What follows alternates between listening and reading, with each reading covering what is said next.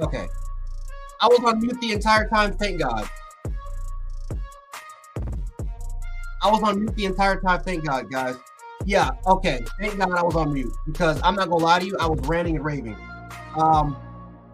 I don't know if I was going. Yeah, I was about to go through a bet of wearing these goddamn sunglasses. I don't know if I'm gonna do it because look, I mean, I legit could not talk for like 5 minutes. I was muted the entire time. Yeah, I was literally about to go through a live stream doing this crap. No, it's not about to work out, bro. Sorry, bro. Sorry, bro. More, you're just gonna have to. We're gonna have to like more if you're watching. I know you're watching. We're gonna have to come to a different. We're gonna have to come to a compromise. We're gonna have to like. I'll do something else. I'm not about to wear this for a full live stream. I'm not doing it. I'm not doing it, dude. I mean, like I can try, but like you can't see. I can't read it. Like you can't read the chat. I don't know what the hell is going on. I'm like I don't want to make like if a super chat comes in, I can't read it. You can't. It's black. It is pitch black with these things on. So we're gonna have to come to a compromise. Something's gonna have to happen, or I'm just gonna have a co-host. That's what I'm gonna have to have. I think I'm gonna have to have a co-host in order for me to do a live stream with these things on. I can't do it. I can't do it, man. No, I'm not. I mean, look at this, guys. Look at this. I don't know if you can see from my vantage point, but dude, this is you can't see nothing. It's pitch black. Like, yeah. So for like 5 minutes. I'm talking the entire time. You guys couldn't hear me. I don't know what's going on. Yeah. Maybe if I can get Coach Sean, and if I can get Smoak or somebody else to help me, maybe I'll wear these glasses. Maybe Judgment Day happens and we can do a 24-hour live stream. It is what it is. But no, these glasses are terrible. Who invented these glasses, guys? Like these glasses are absolute bullcrap. Screw the radiation towards my eyes. Crap didn't even work. Crap didn't even work. Music's too loud. All right, let me lower that down. Lower that down just a tad bit. All right. All right, so I'll lower down the music. What's up, guys? What's up, everybody? Jan Sports, aka Coach J, in the building. One part, not half, but member of the Bama Football on YouTube. And yeah, a lot went on today. Of course, we had the solar eclipse. I don't know if any of you guys went out there and watched the solar eclipse. If any of you guys are from Texas or Oklahoma or part of the North, like in Vermont, New York, I think Virginia might have had it. I'm not too sure. Then yeah, consider again, if you guys watched the absolute total solar eclipse and you saw that like whole thing went on, man. Jesus, I mean, that was my first ever total solar eclipse. I know it happens throughout part of the world, or hell, like even the United States, or happened in parts of the United States. That crap was crazy. That crap was absolutely nuts. The entire area that I'm staying in right now was pitch dark. It was light, and then just like that, in the snap of a finger, everything was dark. Birds and bunny rabbits were going nuts because they're confused as all hell. They don't know when to sleep, when not to sleep. Birds were flying through windows. I'm not even joking about that. Birds actually were flying into windows. They didn't know what the hell was going on. It was crazy. The street lights were on. And then it's like, man, it was beautiful. It was really, really beautiful. Like you had like these beautiful you had a beautiful background where it was like kind of a little orange in the background, but then the rest of it was pitch black. And then, of course, the sun, right? You had the moon blocking out the sun, and it was nuts. That's nuts, man. That's my first total solar eclipse. And, yeah, that won't be happening until 2024 or 2025, and that's probably happening like in 3 states. So I don't know. That's going to be crazy. But, yeah, hopefully you guys were able to kind of enjoy your eclipse moments. Because I know I did. That was crazy. Now, of course, it wasn't perfect for me because it is Buffalo, and pretty much. And this is not just a Buffalo issue. This happened all throughout New York State. It was cloudy as all hell, so you could barely see it. You could barely see the eclipse, but I had just a good enough angle to a point where I could at least see it, and I got to record it. It's on my Twitter. It's like a 9-second clip, only because I'm freaking out. I'm nervous. It felt like it literally felt like the rapture was happening. I like, you know, because you had a bunch of conspiracy theorists out there that were talking about a bunch of crazy things about to happen, and this is going to be the end of the world. So I'm freaking out. I'm panicking. So if you want to see me freaking out and panicking, follow me on Twitter on Gent716. If you want to see like the full 9 seconds of me yelling, screaming, freaking out. You got my mom in the background. She's panicked. She's like freaking out. She's like, holy, you know what I'm saying? So yeah, that's if you want to kind of see me go crazy. But yeah, these glasses were completely useless. The solar eclipse, for the most part, that partial solar eclipse crap didn't even happen. It didn't even really happen because it was all cloudy. So the only thing we get to saw was the absolute total solar eclipse. But I don't know. Hopefully you guys really enjoyed it. That's just kind of me going on and ranting. I know this is not what you guys want came or see. But let me try to catch the chat because I made myself look like a fool.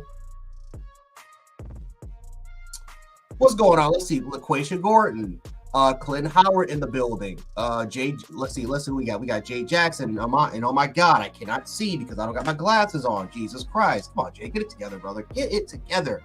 God, man, I'm looking like freaking Velma without glasses, just squinting. Even though I kind of squint anyway, I got to get new glasses. But let's see. Who else we got here? Let's see. DR334 in the building. Auntie Janet in the building. Jarvis Mitchell in the building. Marshall Turner. Todd. Let's see. Shawnee Hudson in the building. Patriot Life. Todd Rowe in the building. Let's see. Kenneth in the building. Jeremy Sanders. Xavier Baker. Antoine in the building. Seeing the usual suspects. Mickey Plate in the building as usual. Marquita, my neighbor, in the building. And again, I'm still not from Coach Sean, but he's in the building. Usual suspects. So, of course, a lot of different things, guys. Let's see. Couldn't see Ish, but my brother is in Mississippi. Sent me a video. Crazy stuff, man. Yeah. It was crazy. But of course, guys, a lot of stuff happened over the weekend, right? Alabama got their ass kicked by Connecticut in the semifinals. A rough end. We saw that Calipari is leaving Kentucky to go to Arkansas, which means that Kentucky's one of the targets that they're trying to go after. They're actually trying to buy out Nate Oats. That's kind of the rumor that's kind of going around. I had to hit up a couple of people. They kind of told me that it was a very similar situation, that they're actually trying to go after a bunch of coaching candidates, which is trying to buy out Coach Nate Oats. So that's something that I guess we'll see. I think is going to get shot down, but we'll see. Alabama had their second scrimmage, and of course we got some nuggets. Pretty much the entire Bama family. We definitely got our nuggets about that, so we'll kind of go over that as well. And then of course, we'll get to what the chat kind of wants to go after as well. But obviously, you guys, again, probably want to know what's going on with the scrimmage. Guys, we had some unexpected things happen throughout the scrimmage, guys, that, I'm like, okay, we'll see. And, Cole Adams, one of those guys that worked with the second team. Cole Adams is moving up. And Coach Sean, he's gonna elaborate that pretty much after when I'm done with my segment. But Cole Adams was kind of doing his thing tonight. He was definitely doing his thing. We'll see how that goes and how that kind of progressed. But Cole Adams, for those who don't know, kind of came from that Tulsa, Oklahoma area. Was was kind of favored to going to Oklahoma for a little bit, or even and then we kind of picked him up. He was a part of that Nick Saban class, I believe, in 22. And the fact that Cole Adams was able to kind of work his ass off to a point where he's in a position where he can potentially fight for a number one spot is pretty wow. That's pretty damn.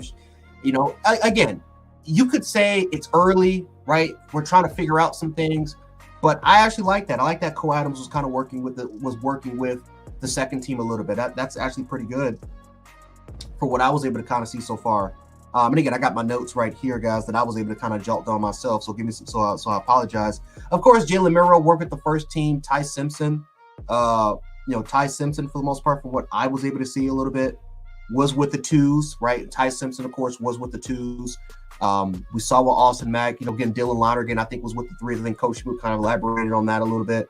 But it was just one of those areas where, again, I didn't see too much of a weakness from our offensive line. I didn't see too much of a weakness for our defense. It seemed a lot more balanced this time around compared to what we seen in the first scrimmage.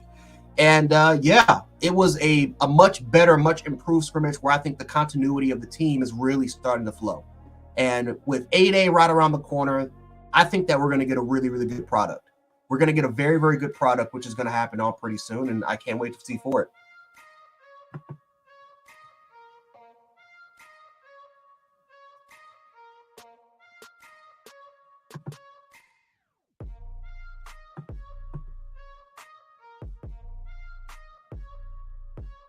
Can't wait to see for it.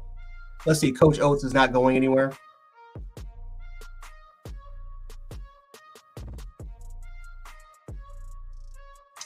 Yeah, I agree. You know, Coach Oats, he's not going anywhere. Indeed, I absolutely agree with that. Let's see. Let's see. Run up the likes. Of course, I think Coach Smoak, for the most part, he's kind of doing his thing. Shout out to Coach Smoak. He'll be on in a little bit. But yeah, guys, for the most part, guys, yeah, a lot of drama, a lot of kind of news and time events. Really what's going on. We'll kind of see what's going to go on with Nate Oats. Again, I don't think he's going to leave, but that is something to definitely kind of keep an eye on. Kentucky is they are a blue blood blood type of program. And listen, Nate Oats is one of the best coaches in the business. There were talks about even South Carolina's women's basketball head coach potentially even taking on that job of Kentucky, even offering that job in the first place, which that would be history, right? As far as not just an African-American female head coach, but you're talking about a head coach that kind of brought South Carolina up from the depths of hell all the way up to being one of the most dominant programs in the last 10 years. And for Kentucky to automatically hire her would be tremendous. But Nate Oats is definitely someone to kind of look out for, especially because what he was able to do with Alabama. We all know how good strategically and systematically he is as far as assembling players to fit well in the type of system. And let's be honest, Nate Oats would have he would have way better coaching exposure. And honestly, he would have every single resource imaginable if he would have went to Kentucky, right? Kentucky's resource as far as the basketball program is out of this freaking world. But yeah, guys, it's absolutely, you know, that's something to just keep an eye on. We'll see what happens there, but yeah.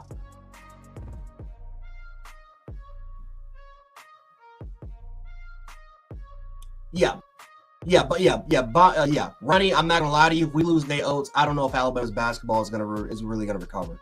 Like I know we like to be kind of extremely optimistic about a lot of things, guys. We lose Nate Oats, this program's gonna take a hit. They're gonna take a hit if they lose Nate Oats because this is a different animal compared to, let's say, football. Very, very different animal compared to football in that sense. But yeah, if we lose Nate Oats, it's a wrap. I don't think this basketball team is going to really recover that much. Yes, they got talent, but I'm letting you guys know right now, coach, finding a actually good basketball coach in college, I honestly think it's harder to find compared to football. I think it's harder, in my personal opinion, especially because with basketball, you have to not only do you have to compete with other schools as far as recruiting, the periods are a lot. The periods are actually a little bit less, or a little bit shorter compared to football. But again, you got when it comes to slots. I mean, there's times where you can have two or three slots. That's your maximum as far as recruiting a player, and then you have to compete with other leagues. Because when you're 18 years of age, you don't have to go to college. You can straight up go to the G League. You can go to Europe and play professionally. You don't have to go to the NBA, or you don't have to go to the college system to get to the NBA.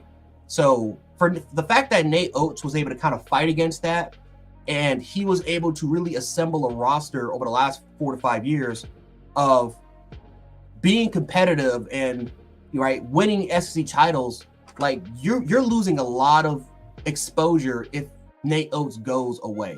That's not going to be good. Kentucky, again, they put all the resources on the men's basketball team, right? There's a reason why when you take a look at Kentucky's football program, yes, Kentucky has valuable resources. They have one of the best sports facilities, I think, in the country. but they don't put all the resources into football, right? Their NIL does not, right? Their NIL program, let's be honest, is not going toward football. It is going towards basketball, right? Getting those 5 stars from Montevideo Academy, IMG Academy, Oak, like Tree Hill, like all these top basketball academies, Kentucky's picking them all. And guys, to lose a coach like Nate Oats, who can not only help you in recruiting, but can help you on the court, I mean, that's a big blow. I'm not going to say it's a worse blow than Saban, but in terms of basketball, it comes pretty damn close to it, guys, because I don't know if you can recover by finding as good as a coach as Nate Oats was as far as transforming Alabama into becoming a elite basketball program, what it is today.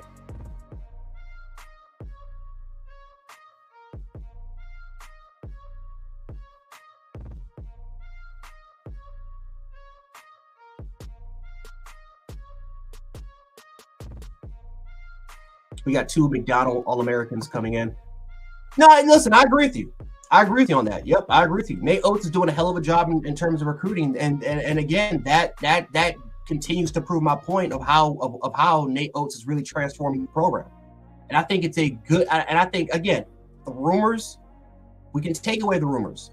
I think if I was Alabama's, I would do everything in my power to make sure, like, hey, Nate Oats, whatever you need, we're in good hands. We're in good hands here.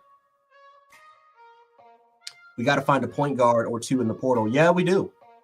And I think that's another thing that probably has to happen as well, guys, is we have to make sure, like, first of all, who's going and who's staying, right? Who's going to stay, right? Can we convince Mark's, like, can we convince, let's say, some of our other guys to really kind of stay? And do we need to go to the transfer portal? I think we need to try to get on top of that as much as possible. Because for the most part, guys, like these windows, these recruiting period windows are even shorter than college football. And there's only so much you can do in terms of getting 2 to 3 players coming to your university. So yeah, I agree with you. We also need a freaking big man, guys. If it isn't apparent, just like yesterday, or I'm sorry, not yesterday, but a couple days ago, right, during our Final Four, that we need a big man, I don't know what is. Because that Connecticut game personified Alabama basketball. They are a great offensive shooting team. They have guys that can stretch the floor, including their bigs. They have great perimeter play, and they also have point guards and shooting guards that can create their own shot. But if you don't hit those shots, and if you go against a good team that can control the paint, you have lost the game. I think another perfect example, look at Iowa versus South Carolina yesterday, right? Iowa, for the most part, they're a good shooting team. Prior to that game, they were one of the best teams in the country in terms of their bench. And they had 0 points against South Carolina. Why? Because South Carolina controlled the paint. They were bigger, they were stronger, they were more physical, they were more athletic, they were longer, but they had a longer wingspan than these guys. And that's what happens when you go against a superior team that has that can control the interior. That's what Alabama needs to focus on. And this is why I'm saying, guys, there's a player right now in the portal who's 7'1", 240 pounds, who averaged around 9 rebounds per game and 15 points from FAU, who's in that transfer portal. If I'm Nate Oats, I'm doing everything in my power to get that guy because I need somebody who can control the paint. I understand that doesn't really play into Nate Oats' offensive philosophy. I understand that. But guys, since Nate Oats has been here, we have not had a big man that even poses a threat. And yes, we understand we had Charles, and Charles was 7'1". Let's be honest though, guys. Charles was 7 foot, 210 pounds, not as physically strong, not as physically gifted on the low block. We need somebody that can control the paint and be an enforcer. Connecticut had 2 guys that could be that way, and their guards could even do that. We need somebody like that, guys, if we want to get to that next step.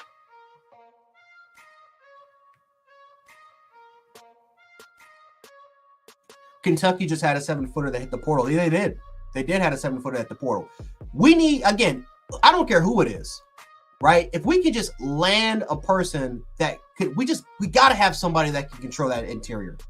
Because that Connecticut game, this is why I didn't pick Alabama. I didn't pick them to win the game. I didn't. I shut my mouth when people kept saying Alabama was going to win that game. I shut it for a reason. Again, they had a chance because they were a high offensive scoring team, and these teams presented the most problems. But I shut my mouth during that Connecticut game because I knew what was probably going to happen. And listen, the first half, it was close. It was 44-40. We shot well. They didn't really play that well. But guess what? Connecticut, they're one of the best second half teams in the country. They usually start pretty slow. They don't get hot until the second half once they make their adjustments. And that's exactly what happened. They got hot to a hurry. They started making a lot more threes. They oh my God, offensive rebounding. It wasn't even close. And Grant Nelson played his ass off. Like, Grant played his ass off, but Grant was the only threat. Nobody else even stood a chance. And guys, if we want to win a national championship, that's the move that's got to happen. It's not guard play, because one thing about Nate Oats' philosophy is that guards are going to be successful in this offense. They're going to be successful regardless of who it is. The issue is the bigs. And that is, if we want to take it to the next step, guys, that's got to be the priority. That has to be the priority for next season.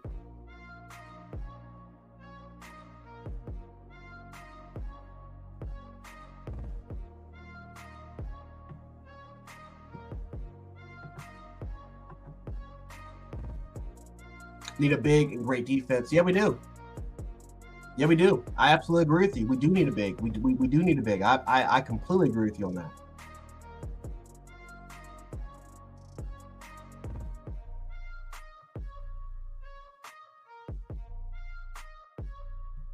Okay. Yep. I got you.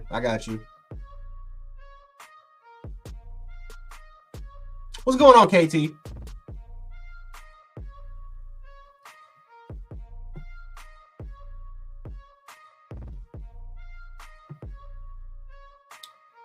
Oh boy, I'm actually kind of a little pissed off. I'm not gonna lie to you guys, because A-Day is like because A-Day is on Saturday.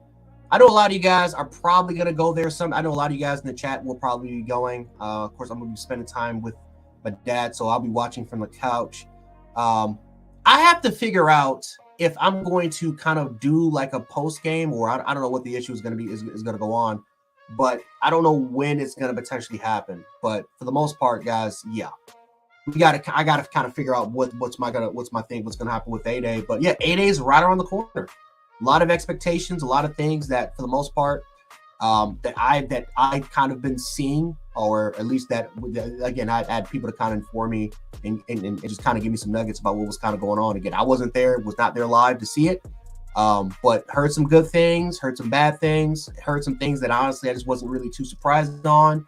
And yeah, Coach Sean, he'll come on. I know he'll definitely elaborate a lot more. Coach Smoak definitely. I mean, Coach Smoak was there, so he'll kind of give you guys what was really going on there. Again, I think he already did with his earlier segment. But yeah, we all get to see it live. I think we all get that opportunity. We all kind of get to see it live to see what's kind of going on. We've heard some players like before. Again, we've heard Cole Adams is kind of moving his thing up. We heard that for the most part. Ty Simpson was going ahead and he was making some incredible throws. Jalen Burrow, for the most part. I heard the offense and the defense. That first team had a battle. I heard it was a hell of a battle between those two. And again, we need that to keep happening, right? Not one side got dominated by the other. We had a few players that were banged up here and there, but yeah, it was very, very intensive, and that's what we need. We need intensity. We definitely need intensity. So A-Day is going to show its head. And I can't wait for it on Saturday, guys. I can't wait for it on Saturday. If you're going to go to the game, like I kind of talked about this before, guys, be careful, right? If you guys don't know the rules of A-Day, definitely ask the people in the chat. A-Day is free. You don't have to pay to get inside. Do not get scammed if somebody's trying to sell you some T-shirts or sweaters or hoodies. Because trust me, it happens. It happens actually. Believe it or not, it happens a lot. People just be getting scammed and they don't know what the hell they're doing. It's usually people that it's their first time going, and yeah, it happens every year. So just be careful if you're going to go to A-Day, guys. Again, if you are an experienced veteran, then you probably, again, you can just ignore what I'm saying. But if you guys have never gone to A-Day, guys, be careful. Don't get scammed, right? Just go in there, have a good time. chat it up because usually the environment is friendly as all hell, and just have a good time. Have a good time.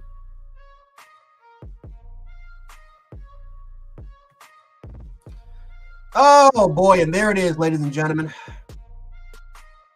There it is. Hold up, where's it at? Where's the pin of shame? There it is. So there it is, ladies and gentlemen. I don't know if you guys can see that, but we have our troll of the day. Darius Fountain, brother. Don't know who you are, brother, but like I said, for the most part, man, hopefully you're having an extravagant day, right? Hopefully you're having a really, really good day. But there it is. There it is, guys. We knew it was coming. We knew it was coming. I don't know who your fan base is. Man, but we knew it was coming. That's the pen of the day. That's the pen of the day. That's the pen of the day, guys. We knew it was coming. Oh boy.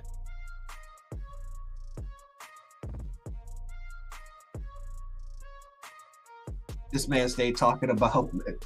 Jeez. Who the hell is talking about jet? Oh, well, oh, God. We got some weirdos in chat, guys. We got some weirdos in chat. Yeah, it's that time of the year, guys. Troll season's coming around. People just want to go in there. They want to have a fun time. They want to troll. They want to start talking about their private parts. It is what it is. It happens every single year, guys. Happens every single year. I'm actually surprised that it happened a lot sooner. Saban's going 7-5 without Coach Saban versus Georgia at Wisconsin, at Oklahoma, well, at Tennessee, versus Auburn. Oh God, there we is. I think there we is. No, I see you, dog. I see you, dog.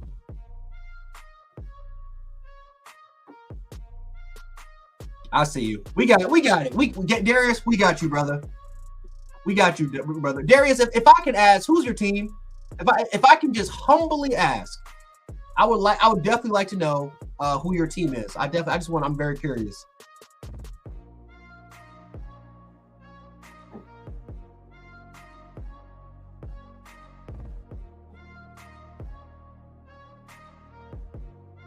God. Lies, palace, Jesus.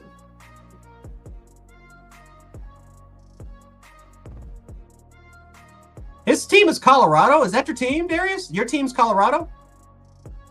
Oh, Georgia Bulldogs. There it is. And there it is, guys. The Georgia Bulldogs. And there it is. These people, guys, won't let it go. They won't let it go, guys. I'm not gonna lie to you. Georgia fans are they're starting to kind of get up there with Tennessee fans. They're really starting to get up there with Tennessee fans. They won't let it go. Why? We have moved on. We're not thinking about the Georgia Bulldogs. We got our revenge. We're ready to move on and focus on us. Why don't you focus on your spring game, Darius? What's going on with your spring game? Like what's kind of going on there? Like why you got to come in here with the trolling? Come on, Darius. Come on, dog. Georgia fans can't can't let it go. They just can't let it go. I'm telling you, man, Georgia fans, they're like that child in the back of the class who always throws a temper tantrum, opens up the snap pack and just throws it on the back of the wall just to get people's attention. They won't let it go. We are the preseason number one. Darius, see, there it is, guys. You win some natties. All of a sudden, you start to become a little bit relevant. You get the preseason hype number one, and we're not even done with the transfer window yet. And all of a sudden, Georgia's again. They just think that they're just going to go in there and just do what the hell they want to do. Guys, I don't know. I mean, guys, we might have to start. You know what? From now on, I don't know. Darius, we might have to start calling your team the Snack Pack Kids. You might have to be the Snack Pack Kids. Just that one kid in the back of the class open up that pudding pop, that pudding snack pack, throwing it in the back of the wall just to get people's attention. We are the standard in college football. Okay, at this point, Darius, I know you're trolling. Now I know you're trolling. Now you're trolling. Now, and that's fine. It is what it is. It is what it is, guys. Now you're trolling. But Darius, brother, we welcome you into the Bama chat. We welcome you to the Bama chat, and like I said, I hope you stick around. I hope you stick around. I definitely hope you stick around, man. Like I said, we got our own Georgia. We have our own Georgia fans in here. Reasonable Georgia fans. Shout out to James Richards. I hope you stick around. It's a lot of fun. It's definitely a lot more to talk about.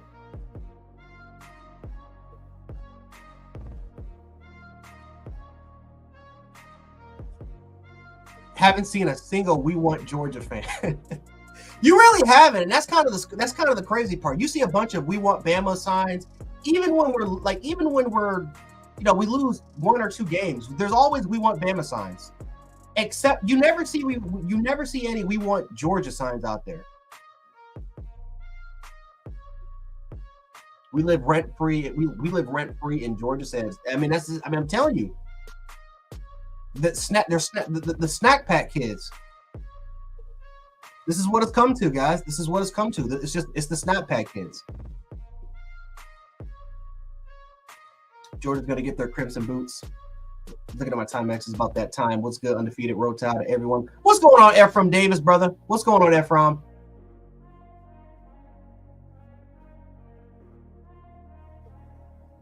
Nobody wants Georgia because they know that that's not what they really want. But we want Georgia.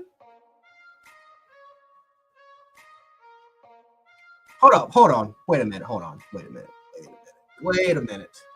Wait a freaking minute. I gotta go up. I gotta go back. How do I go back?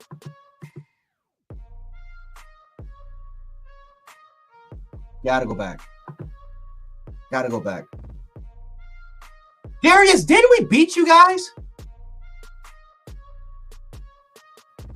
Like, that's kind of my thing. Didn't we win against you guys in the... Hold on. We haven't... Darius, let me ask you a good question. When was the last time Alabama lost in the state of Georgia to you guys? Darius, I don't... that's a serious question because even I don't... maybe I forgot. But when was the last time Alabama played Georgia in that state of Georgia and they actually lost the game? Because, guys, I think I was in elementary school the last time Georgia got a win in their own state against us. I know definitely for sure I was in the 3rd grade the last time Georgia got the win against Alabama in Tuscaloosa, which, by the way, we will be playing you guys in T-Town this year. But, Darius, come on, man. Like, let's be for real. You cannot sit up here in this chat and sit up here and say that nobody wants to play Georgia when there's a team in front of you, or you enter the team's chat, which has beaten you. And you've only won 1 time against us in the last 15 years. Think about that for a second. Next year, think about that for a second. Later this year, guys, my nephew, who's going to be 16 years of age, he was 3 days. He was born 3 days. Born 3 days. The last time that I think Georgia got no. I'm sorry. No, I'm sorry. I apologize. He wasn't even born the last time Georgia beat Alabama. He wasn't born the last time Georgia beat Alabama, guys. My nephew who's about to be 16 wasn't even born yet. He's about to get his license. Wasn't even born yet. Come on, man. We got to stop with this nonsense. Let's see. Got my boy Jared with the $4.99 super chat. It says it's changed his team mid-chat from Colorado to Georgia to be less embarrassed. Is he Darius? Are you a Colorado fan, Darius? Let's be honest. Are you a Colorado fan? Because I'm hearing you're a Colorado fan, and then again, you told me you were a Georgia fan, so I don't know. Like I said, I didn't pay attention. But Darius, I like I said, if you see somebody who's typing in all capital letters, it's normally they're a troll. So Darius, I'm gonna take your word for it. I'm gonna take your word, and and you're gonna be a Georgia fan. But either way, I mean, if you're a Colorado fan, dude, that's even worse. Because most likely, if you're a Colorado fan, you're a Deion Sanders fan, which means that you're truly not a Colorado fan because you only supported Colorado because Deion Sanders went to Colorado. Either way, though, Colorado's absolutely sucks. They suck. And listen, I think, can they make the playoffs this year? They should. They're in a crappy Big 12 conference. But come on, bro. Darius, I need you to be honest with me, man.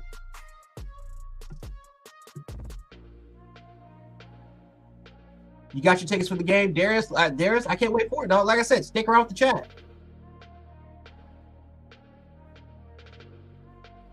I'm a Deion Sanders fan, but okay, but Georgia's your team. Okay.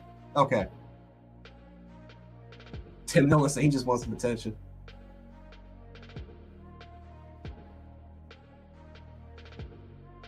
I'm going to be on the Georgia sideline. I feel sorry for him. Ooh.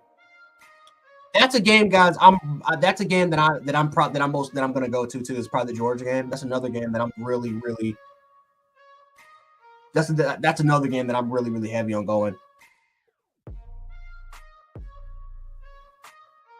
What's Beck's stats going to look like without Brock Bowers? Hey, that's an interesting question. That's a very interesting question. Very interesting question. Even though I will say this, I think Oscar Delp's going to have a good year for them. I'm a big Oscar Delp fan. I really like Oscar Delp. I think he's going to be a very good player. Beck without Bowers or Ladd's offense will suck. It's going to be interesting to see what happens. Very interesting to kind of see what happens there, man. Yeah, Ladd McConkey was great. He actually might go in the first round. Obviously, we all know about Brock. I think Oscar Delp's going to be nice. We'll see what happens. I'm a Jackson State fan. Okay. Deion has fans. Yeah, Deion's got a lot of bandwagon fans. I will say that. He's got a lot of bandwagon fans. What is Miro stats going to look like without Bonds, Black, and Brooks? It's gonna look fine. He's gonna look fine, Darius.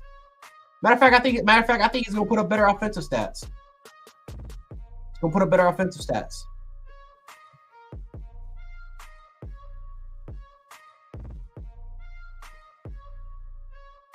Will Georgia actually have a receiver get 1,000 yards? I don't know. I will tell you this, Jeremy. I tell you this, Jeremy. We made the playoffs without having a 1,000-yard receiver. Felt great. Beating Georgia without a 1,000-yard receiver, and without a quarterback that barely threw for 200 yards per game. But it is what it is. We don't need, again, we don't need to have an elite passing offense to beat the Georgia Bulldogs. That's already been proven.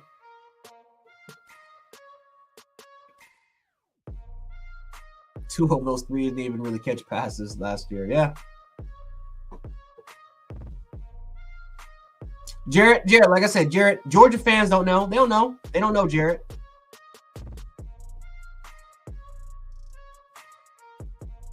They don't know. That's all right though. Like I said, guys, 8A is gonna be this week. Again, shout out to Darius. He did say that Georgia was the standard. And who knows? Maybe Darius is right. Maybe Georgia is the standard. So I guess we can watch Georgia on ESPN during their 8A since, oh no, that's right. Alabama's the only team that's going to be televised by a national audience on Saturday. We're the only game on spring that will be televised for a national audience where everyone else has their spring game. So I guess in a way, but Georgia is the standard though. They're the standard.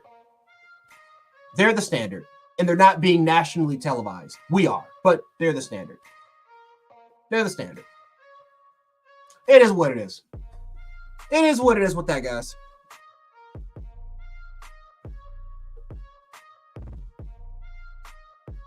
Stop the three-peat. And they're still mad to this day. Bama fan, that we stopped their little three-peat. They're still pissed off to this day about it. Crazy. Like, no, but like, but John, you see what I'm talking about though? Like, we don't care about the spring, the winter, and the fall is what matters. But we beat you in the, but Darius, we won. We beat you in the fall. And wait a minute, hold on. If you don't care about the spring, fall, and winter, then why did you bring up that you guys are the preseason #1 team? That's not the fall. The preseason #1 happened in the winter. So if you didn't really care about the spring, if you didn't really care about the winter and the spring, Why did you bring up preseason number 1? Because I'm gonna be honest, as Bama fans, we have not brought up preseason number 1 yet. We didn't really care about it. We haven't even brought up preseason rankings. What we've talked about on this channel, Darius, is Alabama Alabama football, showing you guys exactly what's going on with their practices, give you insider information, give you the insights of our staff. And these fans, and we've simply just talked ball the entire time. We haven't talked about preseason rankings because we know that's not important. But you came in here and you brought up preseason rankings. That's not a part of the fall, Darius.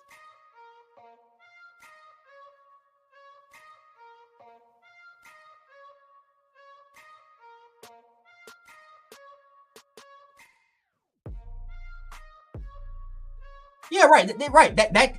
Exactly. That came out during the winter, but that's not part of the fall, Darius.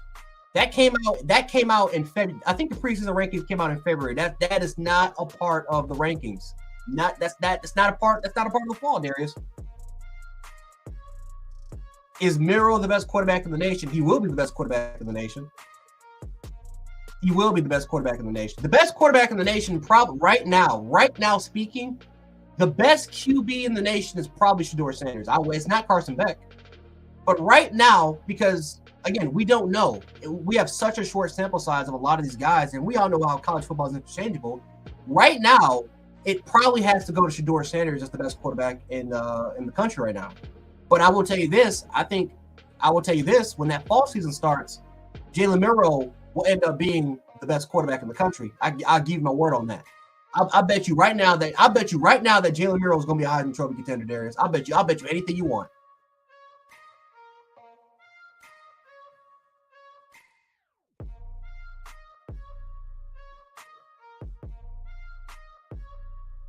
And listen, that's just my opinion. That's just my opinion on Shedeur Sanders. That's my opinion on Shedeur Sanders. Again, we have a lot of criticism and disagree with him have to say. But I will tell you this: I think you'll see him in New York. I can guarantee you that you'll see Milroe in New York.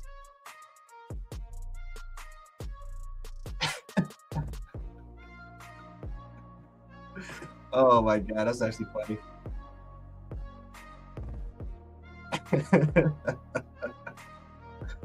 Oh boy. You got too much radiation going on with the eyes. God, man. Oh boy, that's actually funny. This team isn't really important right now. We know this.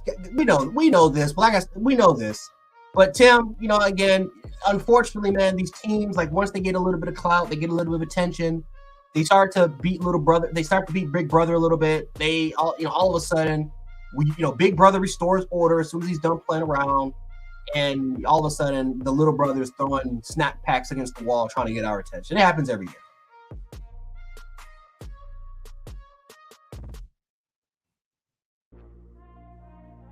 It happens every year.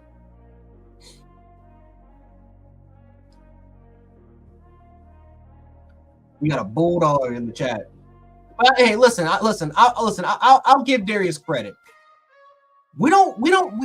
Last year we saw 3 or 4 Georgia fans that legit came in here and trolled every week. I'll give Darius credit. He came in here early. He's establishing the fact that he thinks Georgia's going to kick our ass. He's I got to give him that credit. He's standing right. He's standing on his own 2 feet about that, right? He's standing down with the Bulldogs. But Darius, if you're still in here, brother, like I said, keep showing up. Keep coming to our chats. Like I said, we love to keep collecting receipts.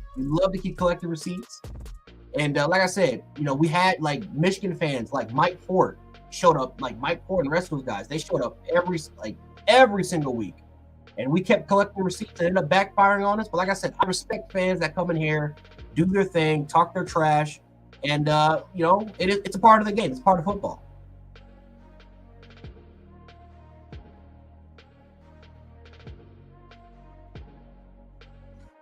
Exactly, Jared. Receipt approved. Like I said, we love to keep collecting receipts. And shout out to James Richards. This gives me a much more appreciation for guys like James Richards, because James Richards was in chat, like he's been in our chat every single time. And like I said, like James talked his trash here and there when the season starts, but he's in here every single week. He shows up. He shows out for Bulldog Nation.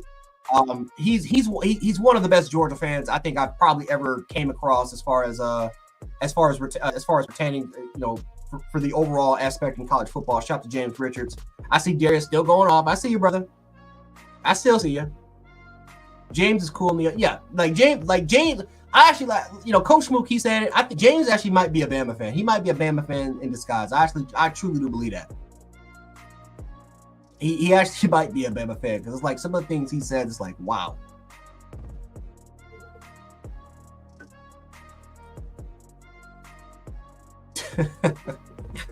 Oh goodness. What time is it? 7:50. So we got around 10 minutes, maybe a little bit sort of left. Coach Sean will be in here. Coach Sean will be here around 7 o'clock, or at least again, my time is like it's about to be 8 o'clock. But for Coach Sean's time, or for a lot of you guys' time, he'll be here about 7. He's got a lot to talk about, including a lot of recap of the spring game. So can't wait for Coach Sean to kind of get in here. Yeah, I kind of wish he was here now, dog, because I'm going easy. Coach Sean will be going in right now. Darius, if you're here, dog, please stick around for Coach Sean's segment at 8 o'clock, or at least for 7. At least for 7 around, probably your time. Please stay around. Damn, I wish Coach Sean was here right now, because Coach Sean, he'll go back and forth. He'll go back and forth. I'm going to the tailgate in Tuscaloosa with okay. See, look, Darius, I respect that. I respect that, man. I definitely respect that.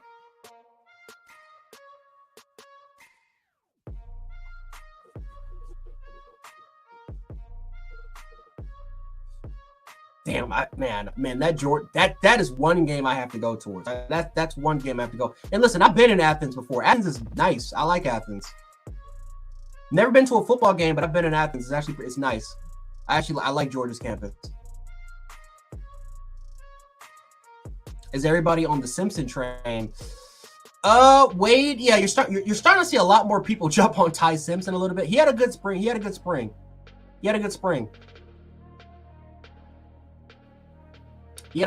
pretty good spring game in my opinion. I think he had a good spring from just some of the for at least from some of the stuff that I was able to not see live, but just from what I was able to kind of read. Athens smells like hot dog water. Oh my God.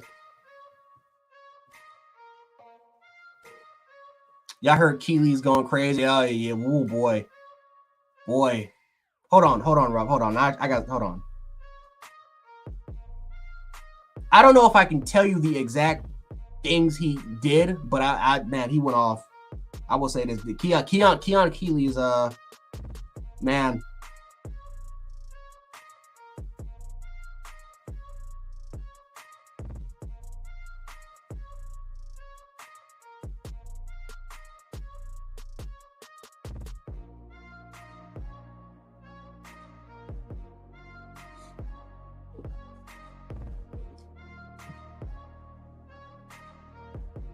Oh. Shout out to my boy Crimson Brave. Shout out to my boy Crimson Brave in the chat. Darius is broom gang.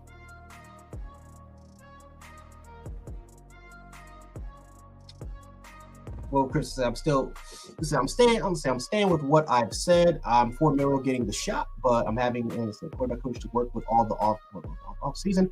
He has to show out, of course. I am giving him 4 games, but I trust KD with the QBs. Wade's World.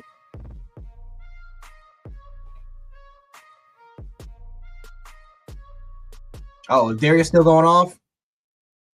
Is he still going off? Where is Coach? Hold on, I'm going to text Coach Sean. I need Coach Sean to be in here. Coach Sean, this would be perfect. This is literally a perfect transition for Coach Sean. Coach Smoak, listen, Coach Smoak will do. Coach Smoak does what Coach Smoak does, but Coach Sean takes it to like a different level. And like I said, Darius, I'm still up for that bet, Darius. If you want to listen, if you want to try to bet that Jalen Murrow doesn't end up being a top 5 Heisman Trophy candidate, man, I'm willing. I'm down for it. At least I trust KD a lot more. Yep. The eclipse has trolls to the today. It's that radiation, man. You're staring at the sun a little bit too long. Again, they don't have the proper glasses, you know.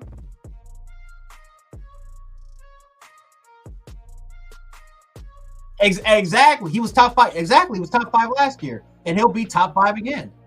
He'll be top 5 again, which is actually a kind of a good point because again, he was top 5 in Heisman Trophy contending chip last year, which meant that he was a top quarterback in the country. Despite all that criticisms, he still was a top quarterback in the country according to the Heisman Trophy committee. So it is what it is.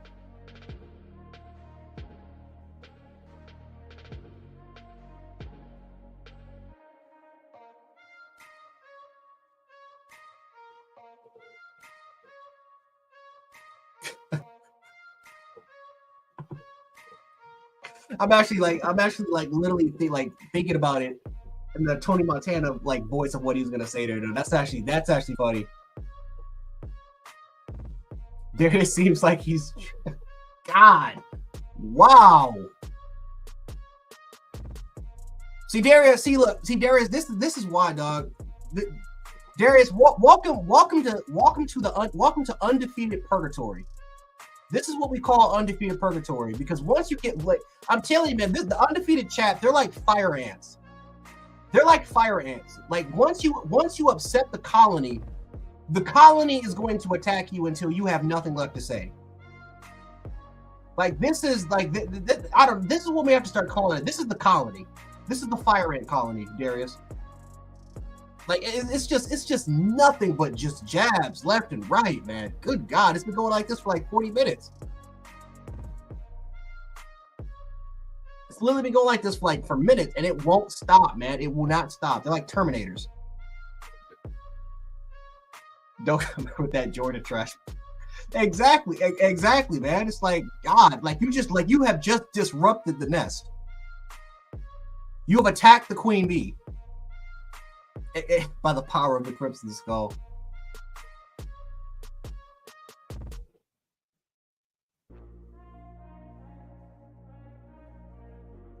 I know. I actually kind of needed this. I'm not gonna lie to you. I actually needed this. And like I said, we have been hoping for people. I've actually been hoping for a lot more other fan bases to kind of come in here and talk their trash because that's where it's a lot more fun. It's a lot. Coach Sean's here. But yeah, it's a lot more fun when you have other fan bases kind of coming here, they kind of talk their trash. Because it gets everybody going. It gets everybody going, man. But, man, I forgot how ruthless the chat could be. I forgot how ruthless y'all can be to somebody. Swarm D, exactly. Swarm freaking defense.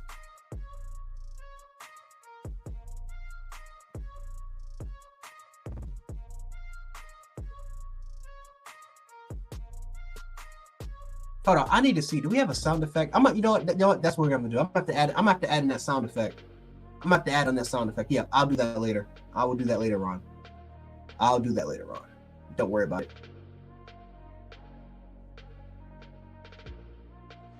Oh, Darius still going.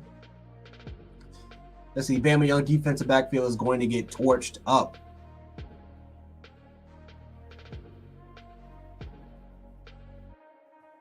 Okay.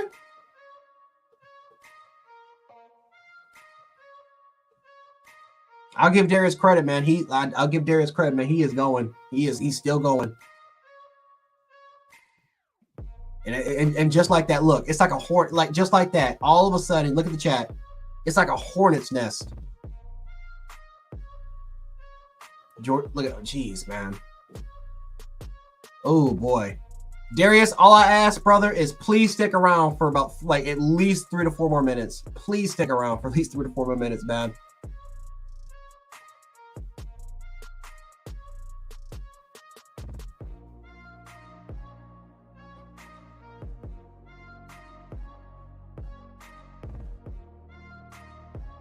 Oh my God. That's what. Damn. Yeah, Cat.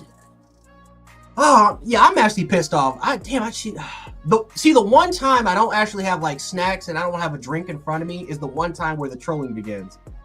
Damn, man, I wish I would have had something for this. I got one question. Oh, there he is.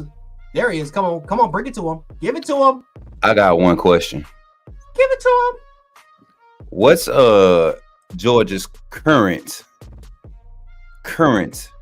meaning the last record that they had in the ending the season in the SEC? I just want to know. Darius, since you're a Georgia fan, and if you want to hop back on the Colorado wagon, did you enjoy Colorado's bowl game or postseason game as much as I did? I can't even remember it, but that's about it. I'll be back.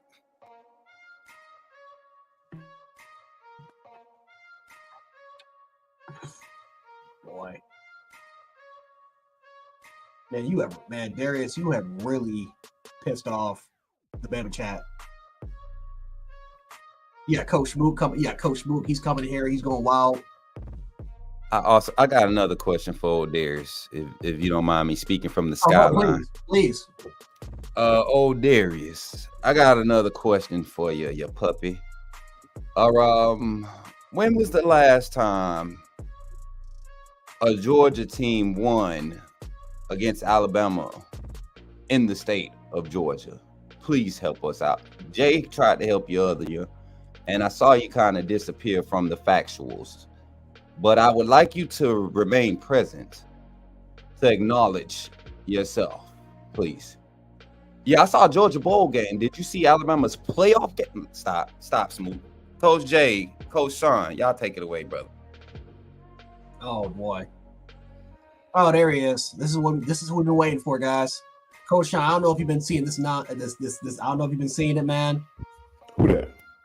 I don't know if you've been seeing it, man. But we have a Georgia Bulldog fan in here. Name is Darius. And Darius, he's standing on his 2 feet, man. He's standing on his 2 feet. He's doing his thing, man. He is doing his thing. That's a troll or just of another fan? I have no idea. Some say he's a Colorado fan. What's his name?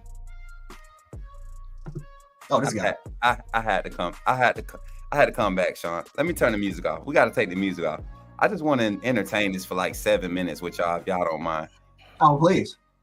Darius, you becoming one of my favorite, but he not a troll. He's serious. Look. Who is he a fan of? That's all I want to know. Colorado and Georgia is what I'm getting. Colorado sucked. Georgia get their ass kicked by Alabama every time we play him. Why are we even talking to this dude? Because he's consistent. Georgia consistently get their ass whipped by Alabama. Oh, I like layup. You see the alley-oop? Colorado suck. Like, I love Coach Prime, but they suck. Suck badly. They're bad. They're real bad. Georgia. I love Georgia. I respect Georgia, man. It's the fans, bro. These straight fans. But every time you play Alabama, you get belt the ass, man. Alabama's the one team you can never punk. Your team is 1-6 against Alabama the last 7 times you played them. You whip everybody's ass on the planet but Alabama. Why were you even talking to this dude? Why? He is so consistent. Georgia is the preseason #1 team. Darius is 12. I'm getting 12-year-old vibes now, because this is the 3rd time he tried to use this preseason thing. How many times you Ohio State was preseason top 5 last year? Did they make the playoffs? Alabama whipped your ass again. Georgia was preseason #1. And what happened? That's a key word, Coach Smoak. Again. Let me say it about 3 more times. Again. You got your ass whipped by Alabama. Same story. It's like you whip everybody's ass. Georgia, the dog. You play Alabama, you get your neck knocked off. Period. I don't want to even talk to this dude, man. We the SEC champs, not you. In the story. We're the defending SEC champs. The very team that David Pollack, and shout out to David Pollack. Y'all remember he retweeted my jump? He literally sat there in front of Coach Saban and said, Georgia is the new Kings.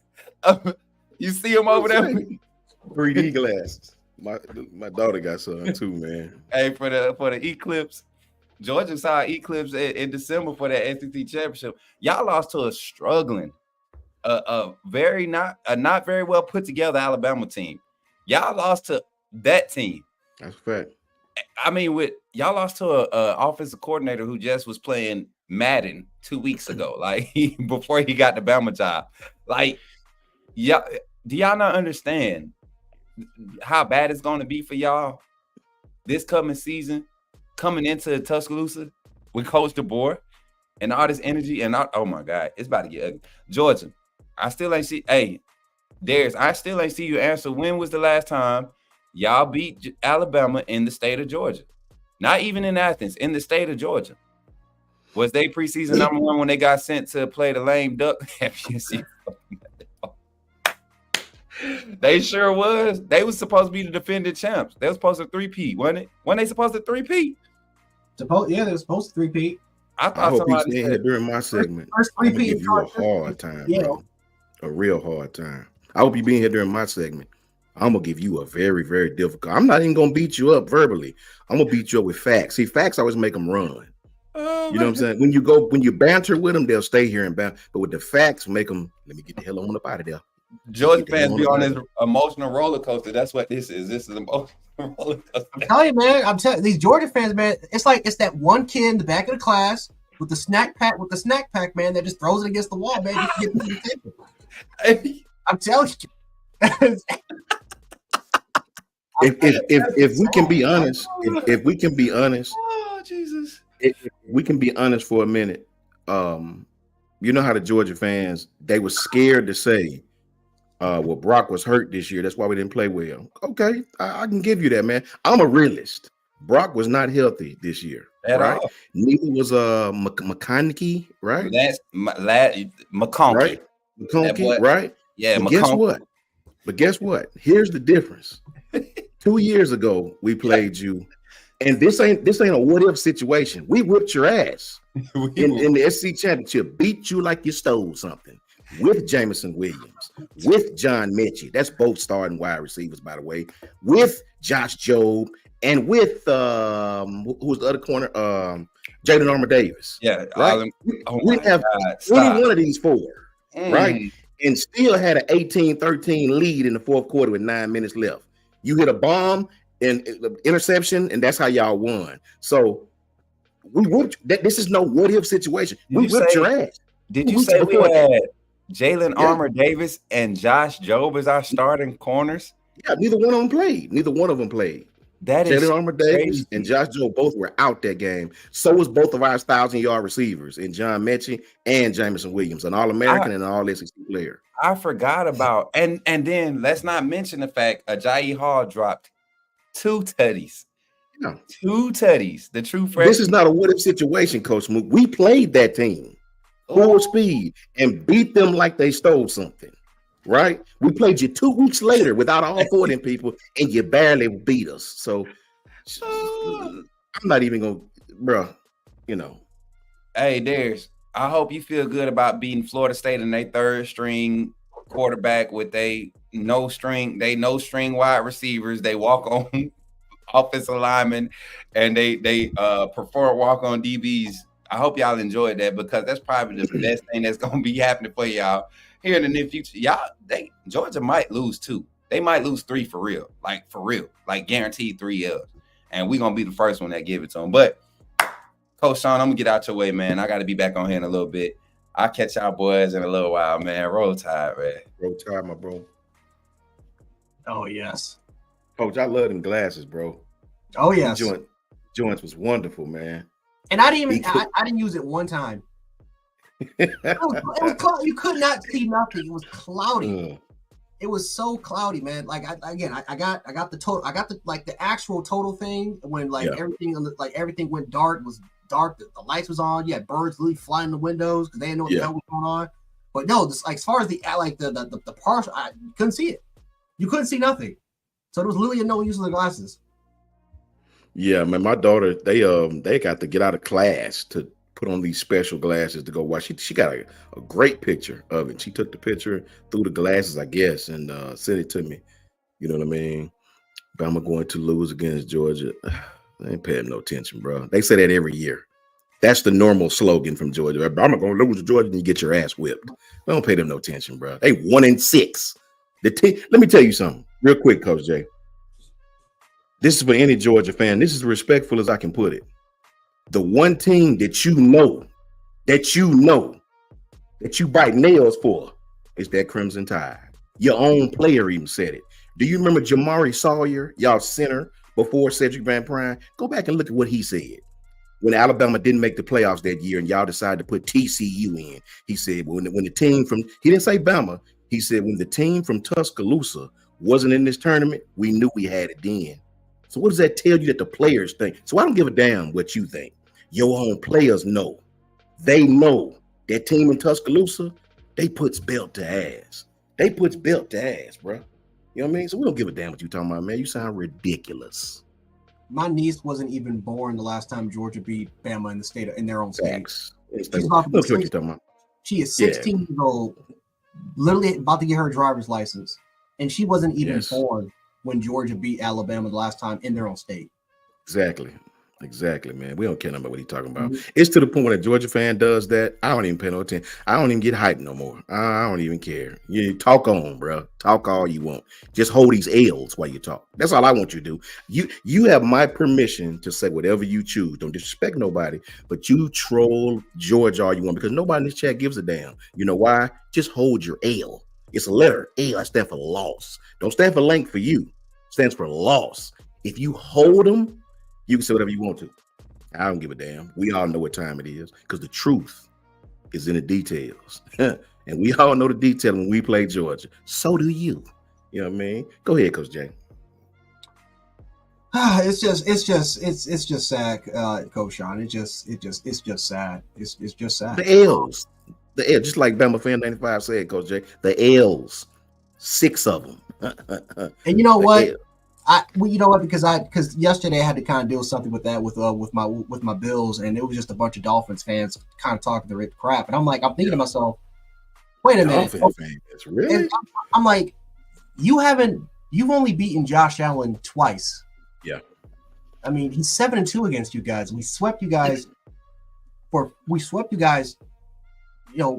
this year, and then I thought about it. Wait a minute, why are Auburn fans, Tennessee fans, Georgia fans, pretty much all these fans, presumably in the SEC conference, why are all these teams? Why do they always talk, including our rivals, when they don't? It's a rarity. To a point, it was to a point where I believe, and again, please fact check me if I'm wrong, Chad. But didn't Tennessee didn't they have a day named after when they won the game and they carried the goalpost out to the river? I don't know. Like something weird happened. It was almost like a cult following of what was happening after that game when they legit carried that goalpost miles to the river. Which I didn't understand at all. I held to this day. I still don't know what the hell they took. What the hell he took? Where are you taking the goal to? Like, is that a tradition or something they got? Don't even get me on the soapbox with Tennessee, bro. Yeah, oh my God. Yeah, Auburn, every time they beat us, storming into the football field. When was the last time we actually even stormed the field for something? Bro, it wasn't in my life. I think Tennessee, the block punt when last time we stormed the field that I can remember. I don't even know if we stormed the field in, did we? I can't. No, we didn't do nothing. We never, even during then, we didn't storm. It's the teams that always talk their crap are the team. I never understood that. I'm like, wait a minute, why are you teams talking when you don't even beat us? Yeah, you haven't even beaten us for the year, and even after when we won the game, I can understand, hey, we're going into the season. You want to talk your crap? It's a brand new season. It is what it is. But after we put belts to asses, yes, it's like they won't. It's like it's that one kid that gets burnt by touching the stove, and they keep touching the damn stove. We keep telling you not to do it because we know what's about to happen. You know what's about to happen. Fact. I never understood it. I never get. I don't get it. Georgia has won against Bama one time since 2000. Think about this. They've won one time since 2007. 16 years, and they've only won twice. And they still just continue to talk. I don't get it. Something I find funny? This is what I find funny with Georgia people because they do this a lot. The Uncle Lou cat do this a lot. Georgia fans try to make fun of the state of Alabama. You're sleeping with your sisters, bro. You from Georgia? You take Atlanta out of that stadium, out of that state. You worse than Alabama. You take the ATL away from Georgia, the state of Georgia. Hell, all y'all got is Atlanta. Like, please stop. Enough with the country jokes. You from Georgia, man, bro. It ain't nowhere in the SEC that's just so different than the other places, right? I've been to LaGrange, Georgia. Stop it. I saw LaGrange, Georgia, bro. You know what I mean? That looked like Uniontown, Alabama to me, right? So, stop it, bro. We all know if you take Atlanta out of the state of Georgia, you have nothing. Like, it ain't nothing there besides that. Don't give me Athens, Georgia. That's Tuscaloosa all the way. Exact same, right? So for Georgia fans to make fun of Alabama fans is funny as hell to me. You know what I mean? Like, I find that utterly ridiculous. You know what I mean? Like, you Chicago or New York or something. Boy, you from Georgia. You ain't no different than Bama. You know what I mean? If you took somebody that's not from the South and put them in both states, they couldn't tell which state was which. You know what I mean? So please stop that. You know what I mean? Let's stop that. You know what I mean? ATL is everything. You take that away, stop it. Athens look like Phoenix City. Good God. Oh my goodness. That's funny, man. And people are funny. And it's not all Georgia fans. It's not all Georgia fans. No, shout out to James Richards. Shout out to James. Yeah, James Richards is classy. He know what time it is. He support his team. He don't back down, but he speak facts, bro. He speak facts. You know what I'm saying? It's kind of like with this basketball game. I seen so many Auburn fans. I got into it with a couple of them. I done it on purpose. On Twitter because they just kept talking about Alabama losing. This is how you know you a punk ass fan base. And you can put Coach Son say that. I don't care. This is how you know you a punk ass fan base, bro. You know what I mean? A PAFB, punk ass fan base. Do you think if Alabama got beat in the first round by a bunch of oncologists who are Yale, shout out to Yale though, right? Future doctors of the world. You got beat by dudes that had 4 scholarship players, bro, in the first round, and you won the SEC. Do you think I would be talking? Do you think I would have the gumption to say anything? I would be so embarrassed to talk, right? Knowing that we just got belt to asses in the first round by a bunch of oncologists, not basketball players, right? You just got beat by a team of oncologists, right? And you talking? This is how you know that Alabama rules the world. Because these fan bases are not that stupid. They know we lost in the first round, but I just want to troll Alabama because it's Alabama. That means we have power over you. That means you care a lot about us way more than we care about you, right? Follow me on that. You really care enough about Alabama to talk about them. We don't give a damn about you, though, right? You see the difference? You see the pendulum swinging? We don't give a damn about you. We don't care about you, right? So that's just what it is. Facts, Cynthia Middleton. My girl Cynthia already know we live rent-free in their head. I mean, rent-free. It just I understand why. I understand why. It's like, yeah, it is. I don't know.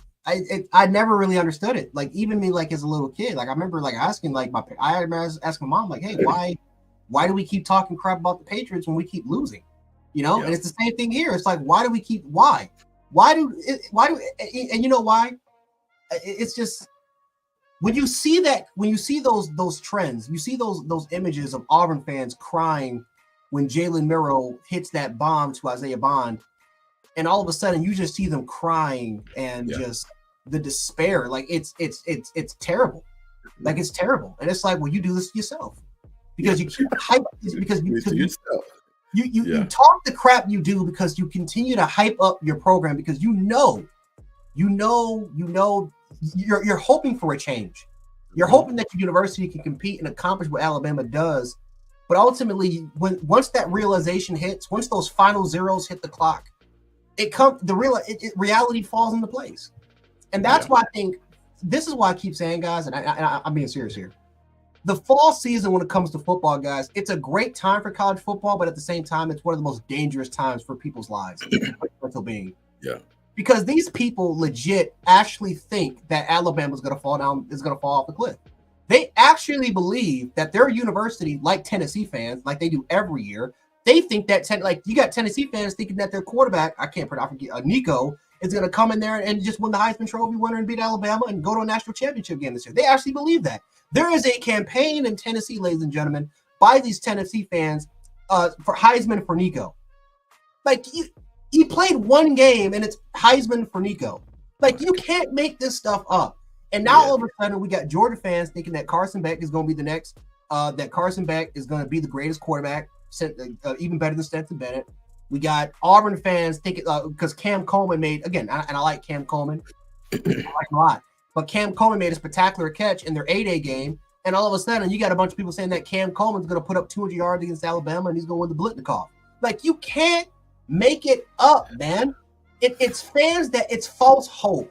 And honestly, I think that these universities, these people that are in, because the PR and campaign crap, that they're doing this for as far as the branding. Yeah. But I truly do believe that these people should be charged. They should be charged, because this is nonsense, guys. Yes, we can be hyped about the fall season all we want, but at the end of the day, guys, this is literally affecting people's mental lives and their mental well-being. And this is I'm genuinely concerned. I'm genuinely concerned because we know what's about to happen. We got all these people talking crap about Alabama's quarterbacks and how Miro can't throw and how guys, this is not funny. This is concerning because we know what these people will be like when Alabama puts their boot to asses. Suicide watch. Exactly, Coach Sean. I had to shut up. I had to shut up like a couple Wisconsin fans on social media because Wisconsin fans. Exactly, Wisconsin fans. Wow. And Barstool, Wisconsin. But I mean, they don't even have fans, right? They don't even have fans that support their own Barstool crap, and they're talking crap, trying to hype up their Alabama talk. I had to go in here and talk about crap, and they said, "Yeah, you know what? You're right." Like they're trying to do it for false hope, and it's like you can't do that because you are affecting people's livelihoods, guys. You are affecting their life being, and it's only going to be bad for them. It's only going to be bad for them. Shout out to Ephraim Davis. Ephraim, the OG Ephraim with the $5 super chat. Can't take the throne. Got to earn it. Bama still king of college football. All facts, Ephraim. Thank you for that $5 super chat, Ephraim. You know we appreciate you, bro. One of the leaders in the chat, man. We love you. We appreciate that, man. I want to put this man's comment up here if I can find it again. Darius Fountain says, Georgia doesn't need hype. We ate the standard. I'm assuming that's supposed to be we are the standard. Darius, do you hear anybody chanting, we want Georgia? Do you see any signs anywhere? Anybody saying we want Georgia? Do you see anything? Do you see any of that anywhere? All you see all over the place is we want Bama. Guess why? While people respect your team, they won 2 national championships. That's hard to do, right? Your team, when they play Alabama, gets belt to ass, right? So you are the standard of losing to Alabama. That's what your standard is. Your coach knows it. That's why he don't never say nothing about Bama, because he knows. He knows, brother. Your players don't even tweet nothing no more. Guess what? They're tired of getting. Do you realize your seniors have 1 win against Alabama? The rest of them are L's. Do you know that? Do you know that, Darius? You are the standard. We in agreement. For once, you and I agree. You are the standard of losing to Alabama. Straight up. Shout out to you, though. I like you. I like you. You talk crazy, but I like you. Coach Sean, I really do, truly do hope that Darius is well. I seriously hope he's well, man, because I'm it is not just Darius, it's not just Georgia fans in general, it's Tennessee fans and Auburn fans, because I mean seriously, they're literally thinking that Cam Coleman's going to win the Blitnikoff this year. It's actually truly sad to see. It's false hope. It's false expectations. They hype them. They do it every year. They hype themselves off, and then all of a sudden, when it doesn't happen, when reality really sets in, then people are crying, people are fighting each other. It's people go to jail. Like it's terrible. It's actually one of the saddest things in sports. Yeah. But I don't know.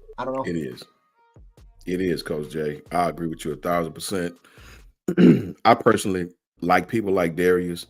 He's not disrespecting nobody in the chat. He's just talking his stuff. I respect it.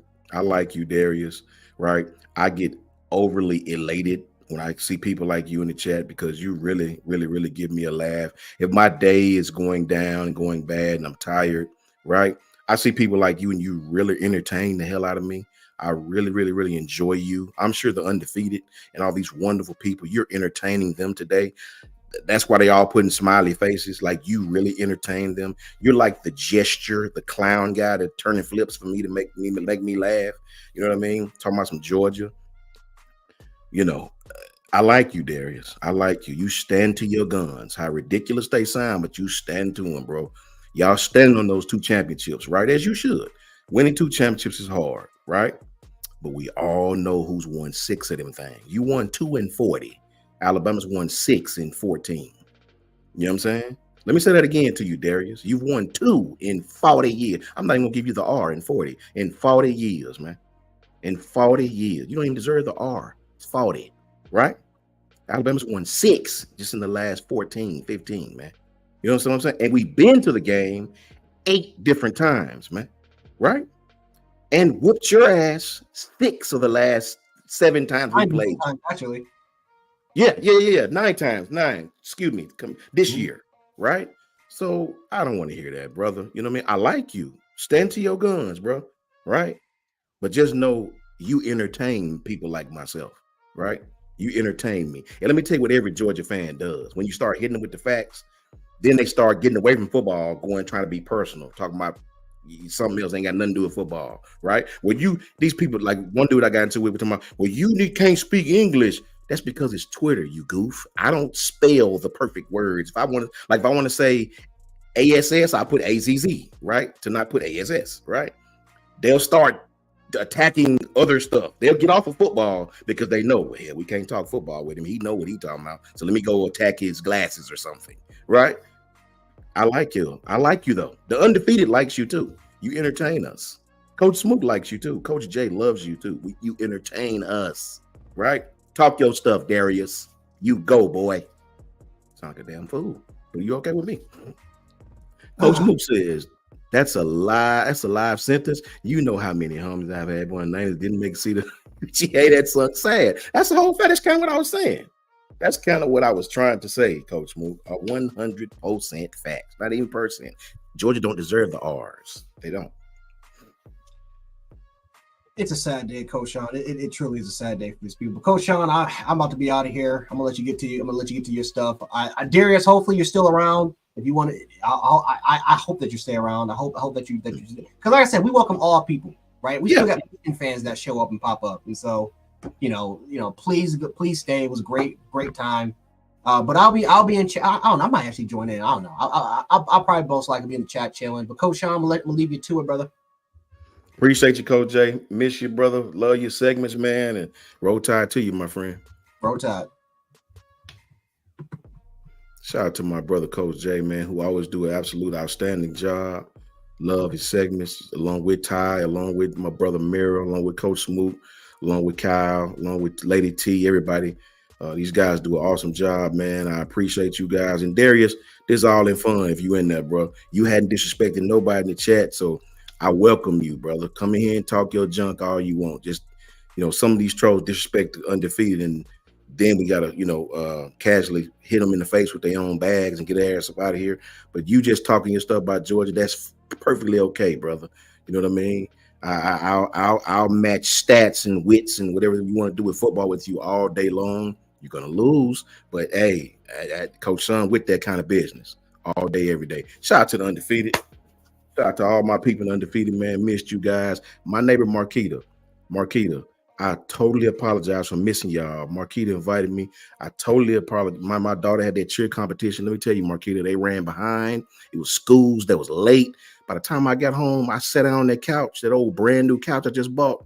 Look, Z's, mouth open type stuff. And I'm not even a mouth breather. Right when I woke up, it was third quarter of the basketball game. And that old sun zapped me. It did something to me out there all day. Shout out to you, though, Marquita. Next time we go, if y'all, it's on me. I got you covered. Much love to my sister Marquita, man, my neighbor. Love her to death, man. My brother Sean Williams is in the house. Tim Nolan is in the house. Veronica L. If you guys can, please hit that like button. If you already hadn't, it helps us out with the video and this algorithm thing they're teaching me about. And I really appreciate y'all. If y'all can, please do that for your brother. Bama Fan 95, what's up with you, bro? Stephen Angle is in the house. My girl LaQuasia Gordon, the decor queen, is in the house. Dr. 334, my brother's in the house. Cat Food's in the house. KT is in the house. What's up, KT? How you doing? Tim Nolan, Trap 4 Key, Young King is in the house. Bruce Watson is in the house. Skylar Cook is in the house. Eric Burrow is in the house. Jarvis Mitchell is in the house. Who else we got? Chris Camp is in the house, man. Megan is in the house. Roll Tide to everybody. My sister Marquita, as I said, my neighbor. Demetrius Dukins is in the house, man. Veronica L. Jermaine Mims, my broski, is here. What's up, Jermaine? How you doing, bro? Glad you up in here.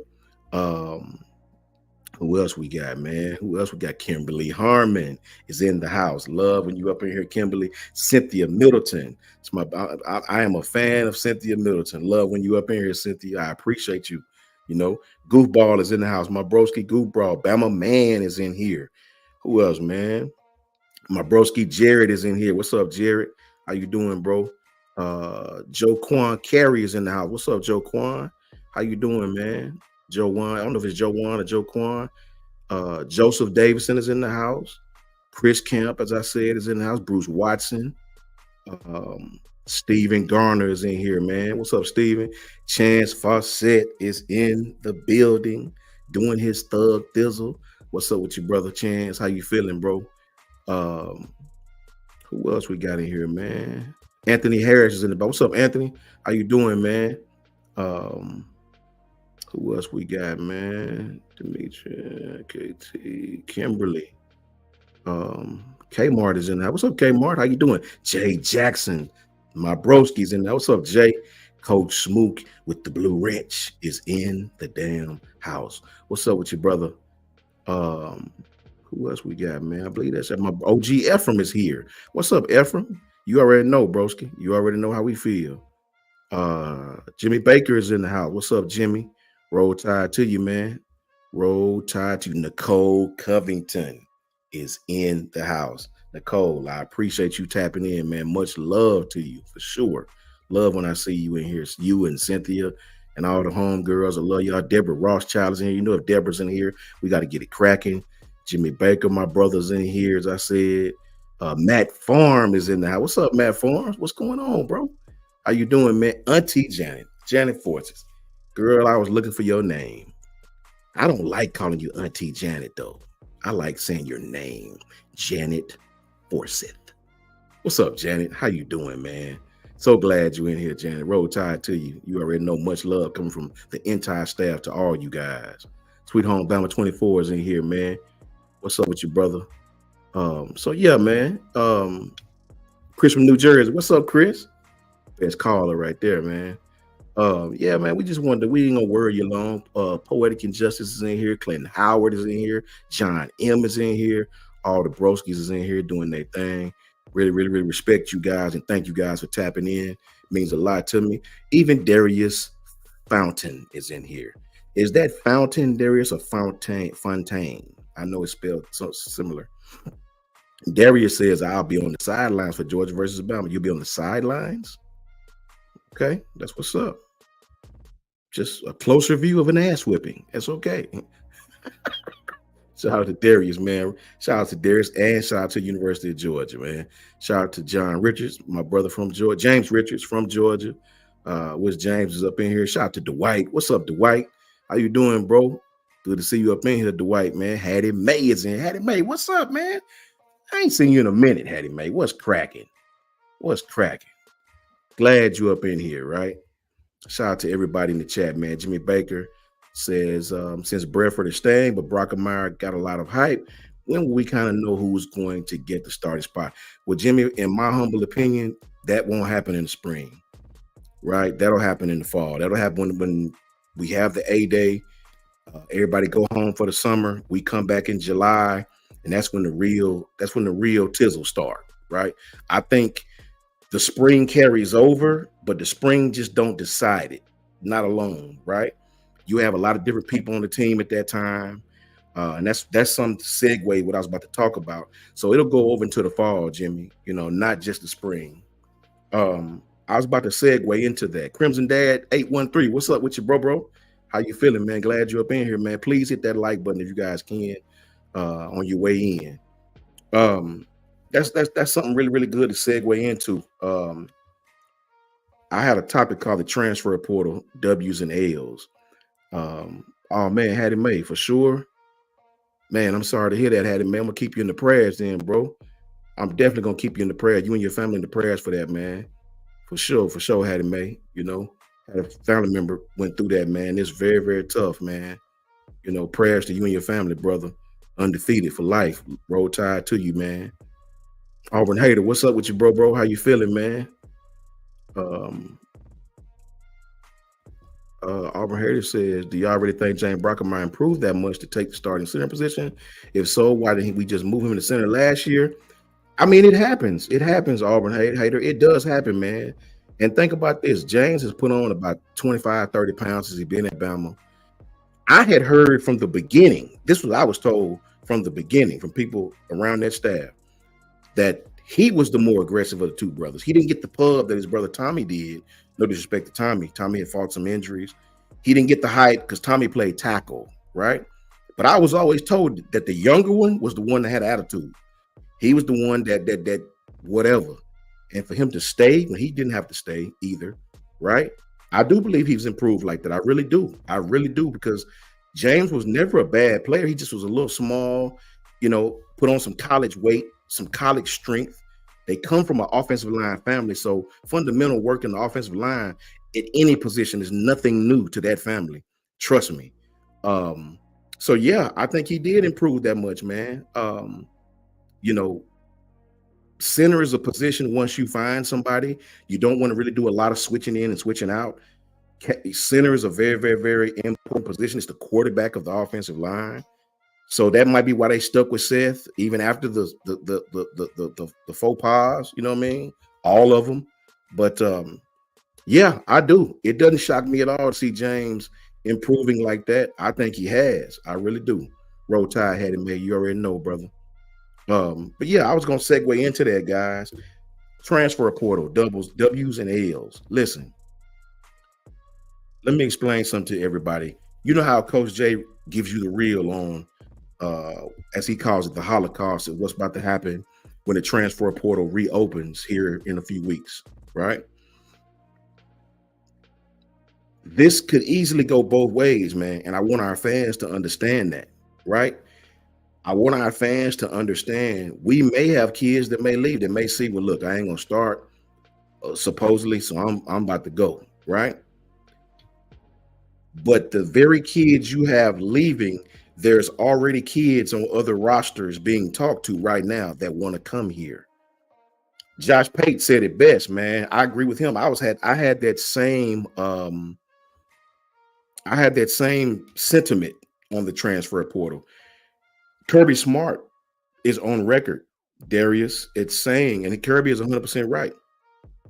Kirby said, we can have whatever rules you guys want on the transfer portal. Just let me know who's going to be on my team in April, in the spring. After spring is over, just let me know who's going to be here and who's not. Let me know that, like, if there was a way they could find out right now, right, who's going to be on the team. That way, I don't have to give all these reps to this player when he's planning on leaving anyway, right? Let's give it to this kid who's planning on staying. You know what I'm saying, Steven? That's what coaches are saying. Coaches' biggest problem is they don't know who's going to be on their damn team after the spring. They don't have a clue. They don't have a clue who's going to be on their team because kids are talking to other rosters right now. And Josh Pate is on record saying that what you guys are about to see, this transfer portal, is going to be so big, you're going to forget all about Caden Proctor. You think the Caden Proctor thing was a big deal. Nah. What you about to see is going to have you thinking, man, that Caden Proctor stuff wasn't even that big of a deal, was it? Because kids are going to switch teams like free agency, man. It is kids on rosters right now being talked to by coaches right now. Josh Pate even spoke on one of them. He said he know of a top defensive player right now that we all know of that's going to leave, and they don't even know if his coaches know it, right? So these kids are about to leave. Certain kids may leave here. They may leave for a bigger check, right?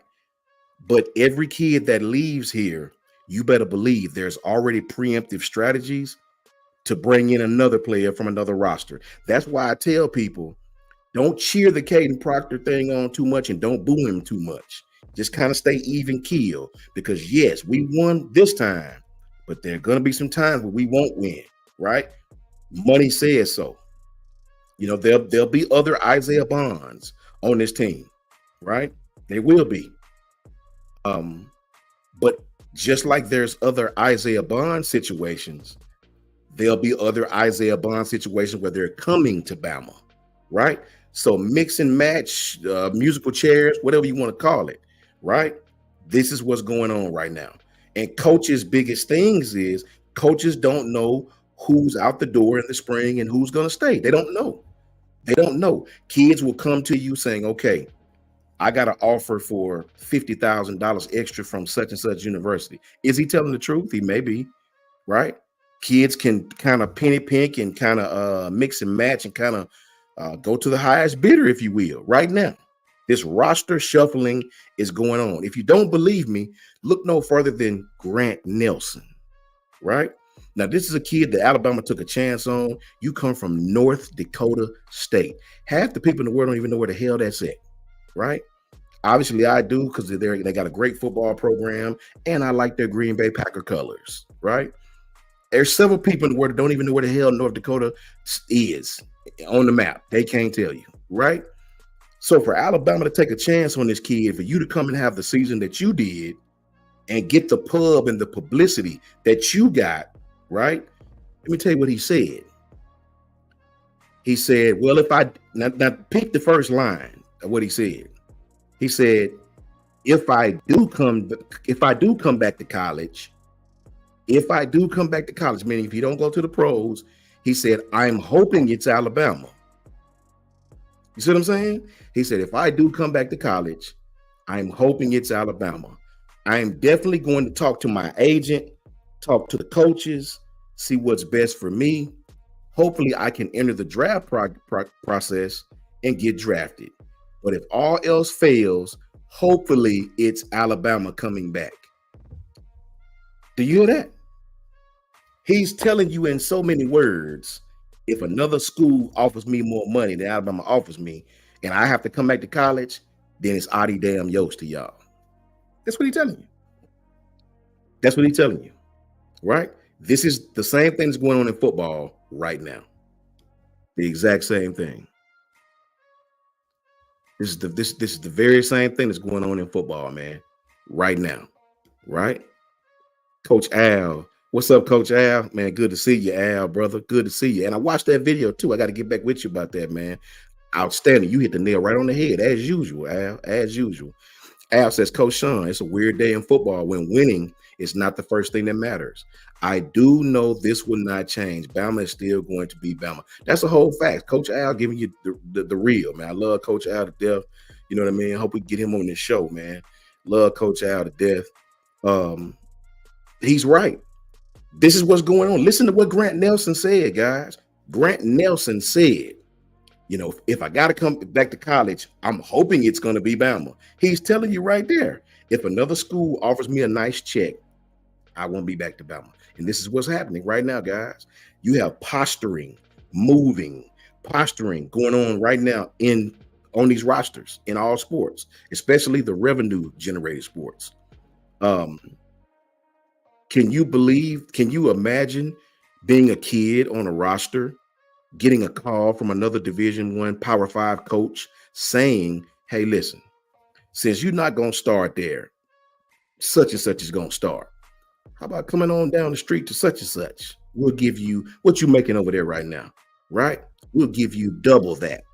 That's what these kids are going through right as we speak, right? And I'm not mad at children. I'm not mad at children because, again, guys, we cannot get mad at kids for doing what the adults in the room are doing too, right? If we're going to preach setting the example and setting the rule and setting guidelines, Coach Saban talked about this. We got to set the example and set the rule and set the guidelines. Coaches can be out whenever they want. You have teams that are geographically moving across country for a bigger check, TV contract. You have teams that historically has been attached to their geography, California, that are moving all the way across country, just about to the Midwest, practically, just for a bigger check. So can you blame the kids? They see what's going on, man. They see what's going on. College football has completely changed. And I personally believe I blame the rules makers, man. I blame the people who make the rules. I blame the NCAA for being a bunch of punk asses, right? I blame them who are a bunch of administrators. Half of them never played football in their life. They all got 15,000 degrees because they're smart administrators. They know how to make their own schools money, right? That they worked for previously before their job. These are people that don't understand schematically football. These are people that understand money, right? So, of course, they never try to do anything with this Ed O'Bannon law, which has been out for 30 years just about, where these kids actually tried to sue back in the day for a NCAA basketball game using their name, their image, their likeness, and they kept throwing it out of court. Well, in today's world where you have social media so powerful, you can't throw it out no more. You can't throw it out no more. And that's what we're going through. So I blame those guys. I blame those guys because they drug their feet for 30 years on something that they knew was going to eventually come down the pike. We could have been had rules in place. We could have been had things in place, right? You just figured it's just like when I played college ball. Those athletes now, they're not going to be smart enough to, okay. These little pocket held things that we hold, that we call phones, are really computers, right? You can find out anything from your damn phone nowadays, man. Anything. You can get a picture of anything. You can find out the rules of anything. And if you own it long enough, which these kids are, you can find a loophole with practically anything. That's exactly what these kids have done, right? So now the whole world's in flux. Blame the adults, guys. Blame the adults. This lawsuit, Ed O'Bannon, look at it. This thing was back in the 90s. It's been in court since the 90s, where kids have said, if you want us to play football for scholarships, we'll do that, or basketball, or whatever sport for scholarships, we'll do that. Coach Sean, you play ball, we'll pay for your education. You come play ball for us in the meantime. That's how it was back then. We didn't even read the fine print for real. I'll be honest with you. You gonna pay for my education? Cool. I'll come do whatever you need me to do. Well, nowadays is I'll sign that scholarship, but you can't use my face to make money off Jimmy Bo's lawn service over here. If Jimmy Bo went to Alabama, he can't use Tua's face to make this, that, and the third, right? These kids are smart. They're smart. Well, these businesses have been using these faces for years, right? So they've gotten, especially since the pandemic, they've gotten used to making this much money again. We're not going to go back to making less money. So how about I just cut you a deal? I give you a little couple of crumbs. You let me use your face. Everybody happy, right? Well, no, the courts is like, we don't want nothing to do with it. You use these kids' face. You've been using these kids' face to make money. Now you got to pay them. See, a lot of people don't understand. A lot of people attacked Coach Saban because they thought Coach Saban was saying he was against NIL. A lot of uneducated people to this stuff attacked him for no reason, right? If you listen to what Coach Saban said, Coach Saban is all for NIL, name, image, likeness, right? What Coach Saban is not with is pay for play, right? There is a difference. If you do not understand the difference, you really shouldn't speak on it, right? Uncle Luke said a bunch of crazy things. Not Uncle Lou, Uncle Luke Skywalker called Coach Saban all these names, called him when he didn't even understand. You out of pocket, sir. You out of pocket because you don't understand what Coach was trying to tell you. Coach was trying to tell you, I'm with getting my kids these monies, right? I'm just with getting them their monies through the university. You know how NIL is supposed to work? I'm not with dropping off $400,000 to a kid that's never played college football before. I'm just not going to do that, right? And that's what you have going on today. They're offering monetary rewards, not even for that. they're offering monetary rewards for don't go to this school, don't go to that school. Let me poach you from this roster. Come play for us. Don't go here. That's what you have going on. And this is what Coach Saban spoke against. The same thing Grant Nelson is speaking on. The same thing you're going to see when the transfer portal opens, right? You're going to see a bunch of musical chairs, guys. And that's just what it is. You're going to see musical chairs. And it may hit us a little bit. These coaches don't have an idea of who's going to be on their roster come fall. They don't. No matter what they tell you, they don't. These kids are working deals behind the scenes because there's no parameters on it right now. There's no parameters. It should scare everyone. It should scare everyone that other schools could be in contact with your players right now.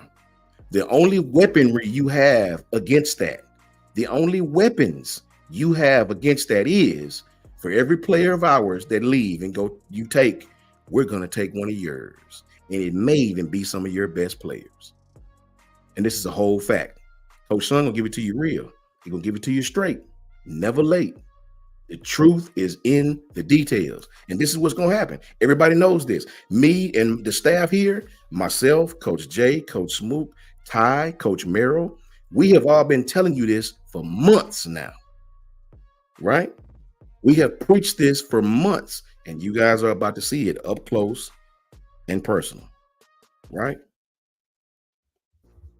And that's what it is. Shout out to Dr. 334. I couldn't have said it no better. Nobody knows. Kirby Smart, great coach, right? One of the best. Kirby said, I'm okay with the transfer portal the way it is, but just make a rule to where I know who's going to be on my damn roster after spring. Make a way so I can know who's going to be here, who's not. If you plan on transferring, tell me. We'll get you up out of here. You plan on staying? Let me know that now. I need a surefire way to know what my team is going to look like after this transfer portal. Who's leaving, who's not. That's all I'm asking. Let me know. These coaches don't have a clue who the hell is going to be on their roster outside of a guess, outside of what these kids say. And to the kids who actually have the opportunities to leave, you really can't believe nothing they say. No disrespect, because they're trying to weigh their options as well. Let's see, I'm not going to play that much here. I can go over here and play and make another 130,000. Man, that's what's going on right now, guys. A bunch of posturing behind the scenes, right? On these rosters. You have that going on right now. Coach Hugh Freeze at Auburn talked about it. Coach Eli Drinkwitz talked about it. It's happening. It's happening. Goofball, you already know, my brother. It's happening. So the good news, guys, is though, right, Kimberly? The good news is we may lose a player or two. Man. I'm expecting us to lose. I won't even say what position because I don't want to put it in the air and I don't want to jinx us, right? We may lose a quarterback. What's up, Trevor Paneer? Roll Tide to you, bro. Good to see you, man. But for every player that we lose, guys, I promise you, you better believe Coach DeBoer or somebody is on the phone with whoever, Courtney Morgan, whoever it is, right? Who's handling compliance. Katrina Blackman, so glad you're in here, sis. Good to see you. So glad you're in here. Roll Tide to you, Katrina. Much love. Much love. You better believe it's some great players that Alabama's on the phone with right now. You better believe that behind the scenes, right? Players that you may not even understand. And it may be your best player if you're watching, right? If you're not Alabama, it might be your best player trying to get back to Alabama, right? So be careful, man. But I do think these parameters are coming.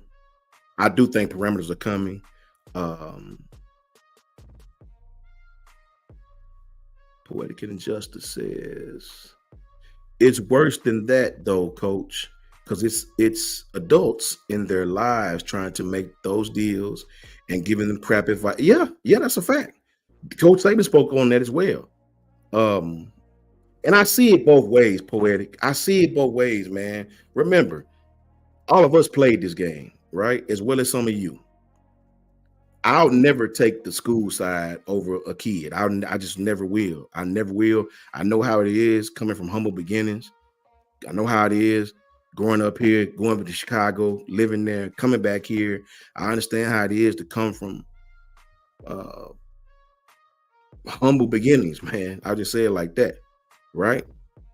So I'll never take rich people's side when you're talking about versus a kid. I'll always take the kid side.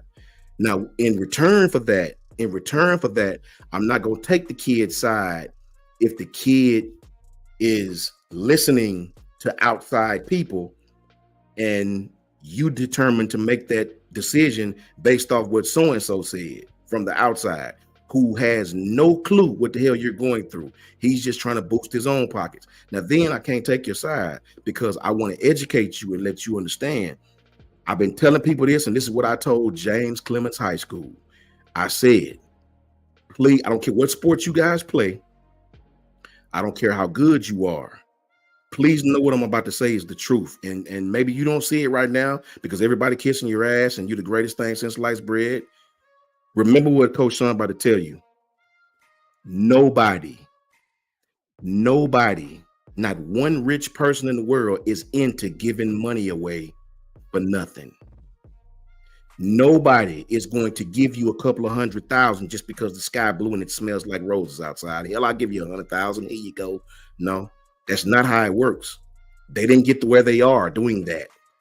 Everybody who has a hand in a collective that's giving you something expects something in return. And if they don't cash in on that return, you are held liable, right? They will what's called attrition your ass up out of there. I don't know if everybody know this, but you look at any scholarship. See, people think scholarships are 4-year scholarships. No, sir, they're not. Scholarships are attrition based. They're renewable every year. That's every scholarship. I can show you I still got mine in the frame, right? The wording on the scholarship hadn't changed in 30 years. Now, the embroidery look different. It's nice and pretty now, right? They can give you some snacks and stuff on the clock now without getting penalized for it. But the wording hadn't changed, bro. Rich people who make these decisions, who are trying to get you come to their schools, are not into just giving a bunch of kids a bunch of money just for nothing. If you think that, then you are truly going to find out some harsh realities within the next couple of years. When you give a kid a pot of gold, like they gave that kid Nico Aluma, whatever the quarterback is at Tennessee, they have to play you. They have to throw you in there. They have to, right? They have to justify that check. Sometimes it works out, Nico. Sometimes it doesn't. Go ask Jalen Rashada at Florida, right? So I understand NIL. I understand pay for play. I understand the ins and outs of both.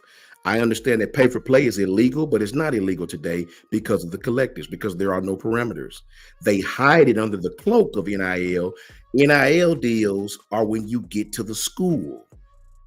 Does that make sense?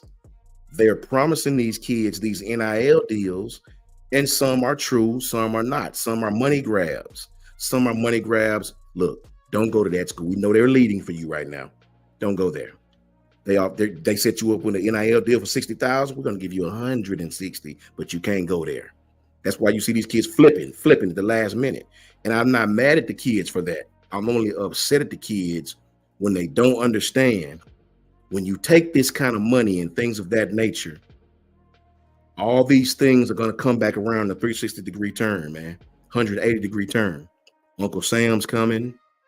The powers that be that ante up and gave you these collective monies, they're coming. It's just a lot to it, man. I'm telling you, it's a lot to it. Now, I use Bryce Young and Will Anderson as my poster childs for examples. Bryce could have been a rich kid coming out of high school. He didn't choose that. Every school in the country wanted Bryce Young, right? Bryce Young was as highly recruited as any quarterback we brought to Alabama. May possibly be the most highest recruited one, right? Even over Tua. Everybody and their mama wanted Bryce Young. He had 58 scholarships, man. You know what I'm saying? So Bryce could have been rich as a dog when he left Mater Dei. You know what he did? He didn't do that. They promised him a nice NIL deal for a freshman. He took it. You know, he made money, right? I didn't need $100,000 when I was a freshman.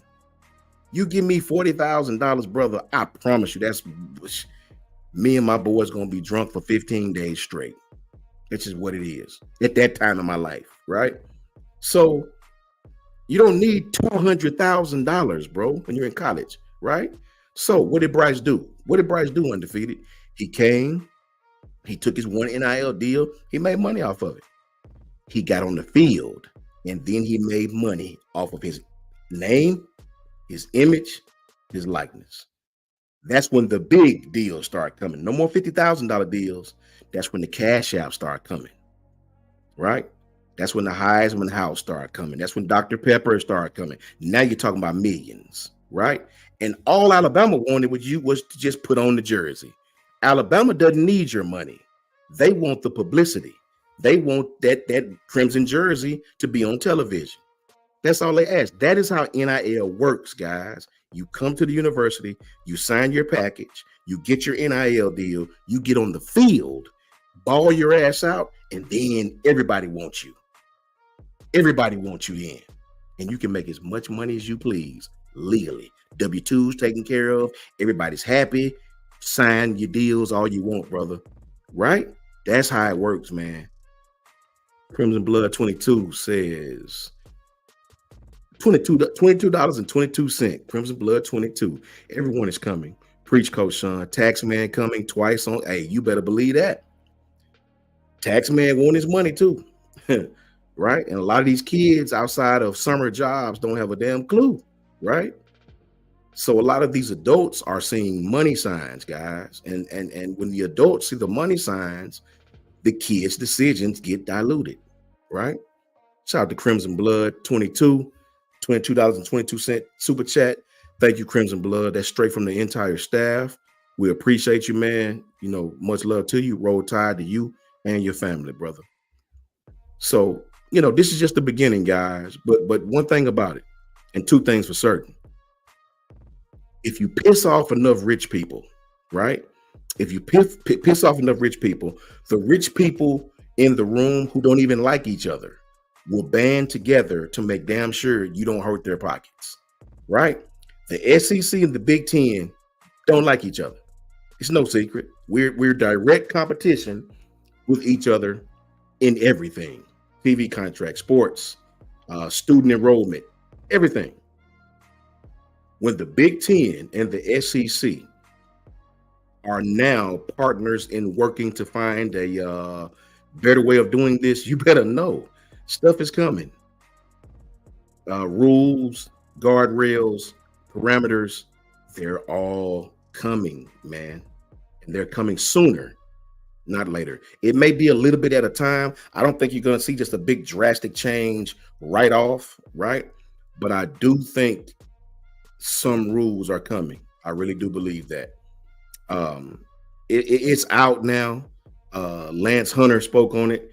It's out now. Everybody know what Texas A&M did, right? It's in writing. You can go look it up right now. Texas A&M paid all those kids, but hey, man, it was legal, right? It was legal. Yeah, it was legal. Brad Cooper says Bryce came before NIL was legal. DoorDash. Yeah, I understand that, Brad. But what I was saying was Bryce was promised these deals if he come to Alabama. He didn't get up. My point was Bryce didn't receive a pot of gold to come to Alabama. You know what I mean? Or not to go to USC. Bryce was promised if you come to Alabama, we're going to get you this, this, and this. And you have a chance to play, right? For a national championship team. And going to put you in the spotlight way more than USC will. If you go to USC, you're going to waste your time. You'll be great, but your team is going to suck. So nobody will care that you're great, right? You come to Alabama, you're going to play in the biggest games. You're going to play in the most watched games all year. And you're going to be in the college football playoff. You will be on the biggest platform that college football has to offer. Take it or leave it. It's your choice. Make it now. That's what they told him. Every kid want to be on that stage, man. The only thing that's making it now seem to where they say it's even, which is not even, it's not even at all, right? Is this money is coming into effect. And some kids need money, or some families, I'll say, need money way more than others do. And that's a fact.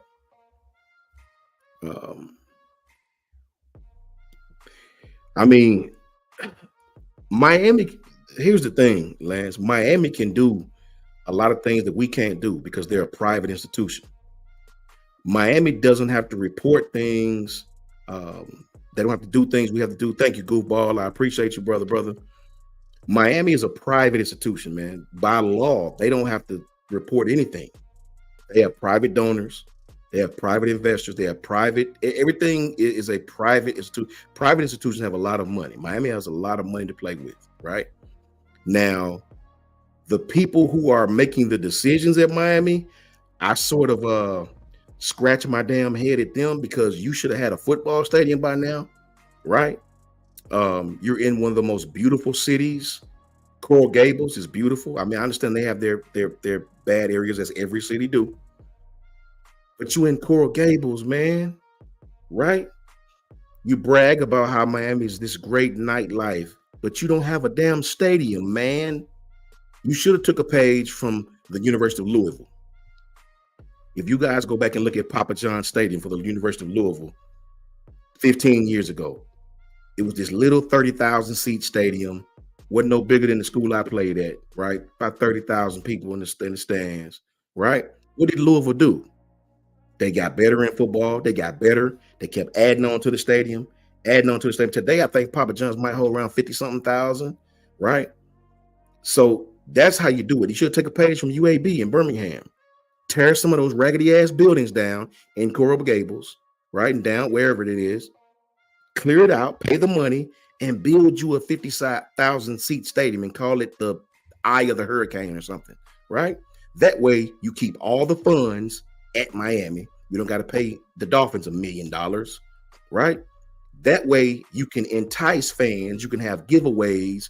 You can have Hurricane Night and giveaway jerseys and all these things to make fans get back interested. That's how you do it.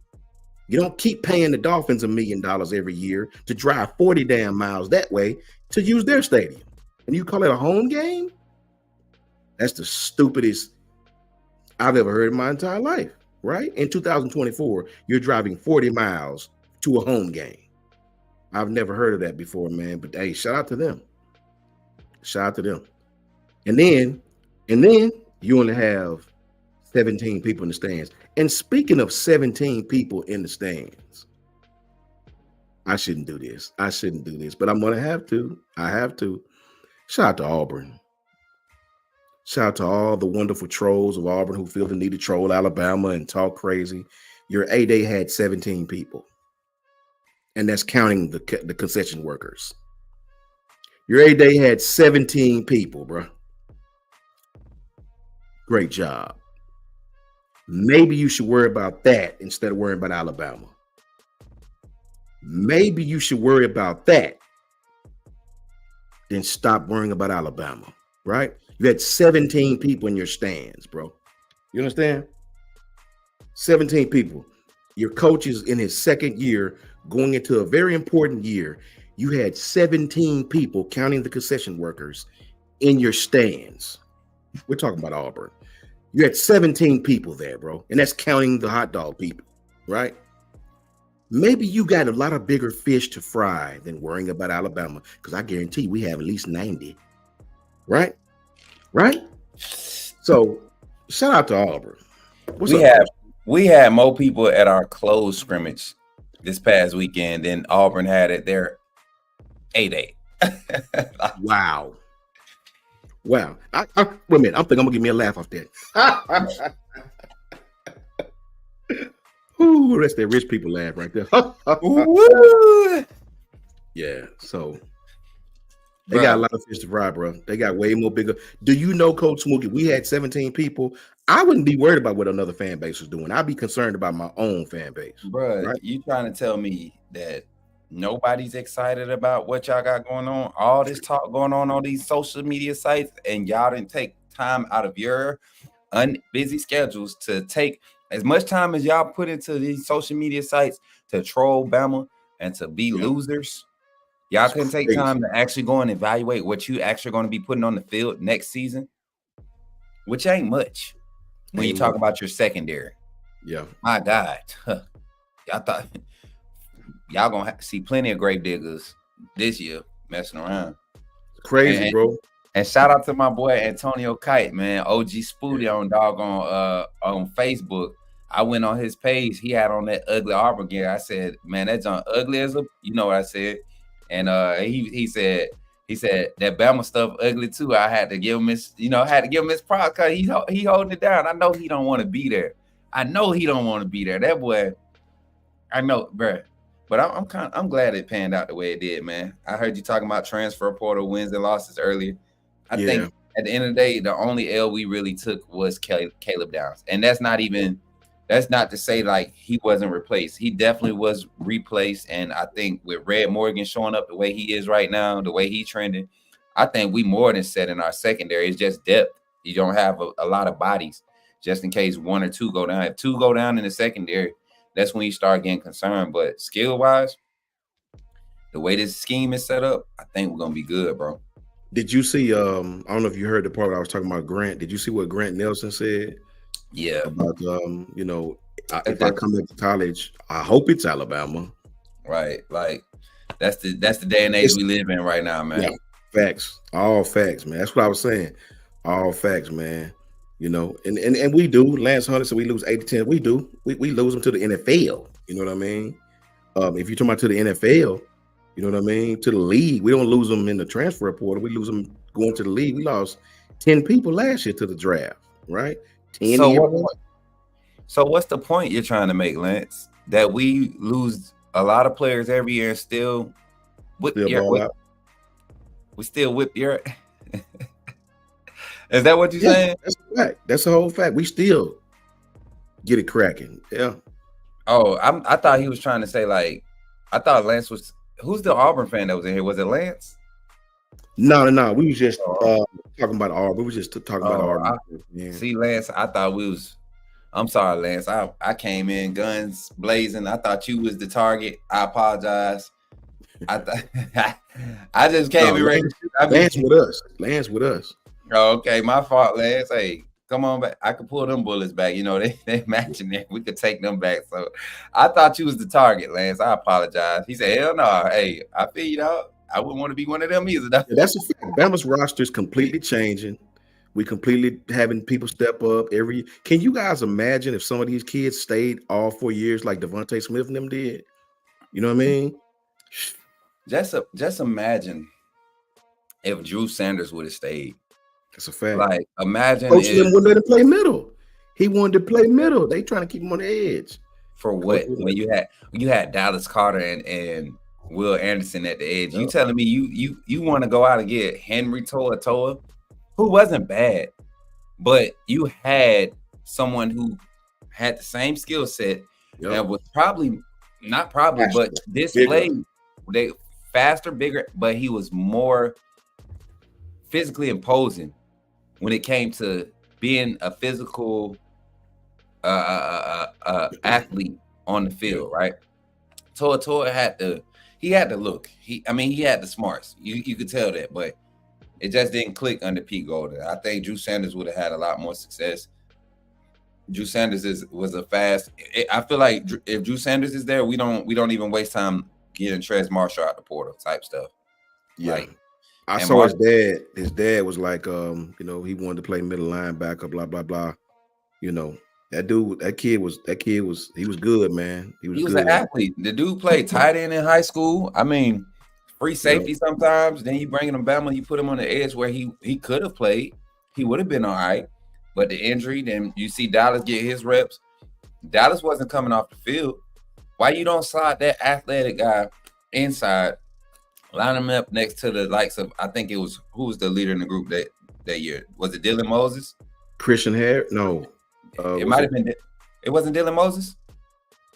For his first few years, I think Christian started since he was a freshman, if I'm not mistaken. I know Christian started. Oh, it had to be Christian Harris then. Yep. Yeah. It had to be Christian Harris. I think Christian started since he was a young pup. Hey, But- Cynthia, I'm sorry. I didn't mean to say that man's name ever. I'm sorry. I apologize. I will not repeat that joker's name ever again in this chat. Please don't crucify me. They still got PTSD. Go get the medication. Go get the medication. It's all right. We not good. We good. We good. You know what? I will say this too, man. This is no hate, but and most people Coach Saban's age are like that.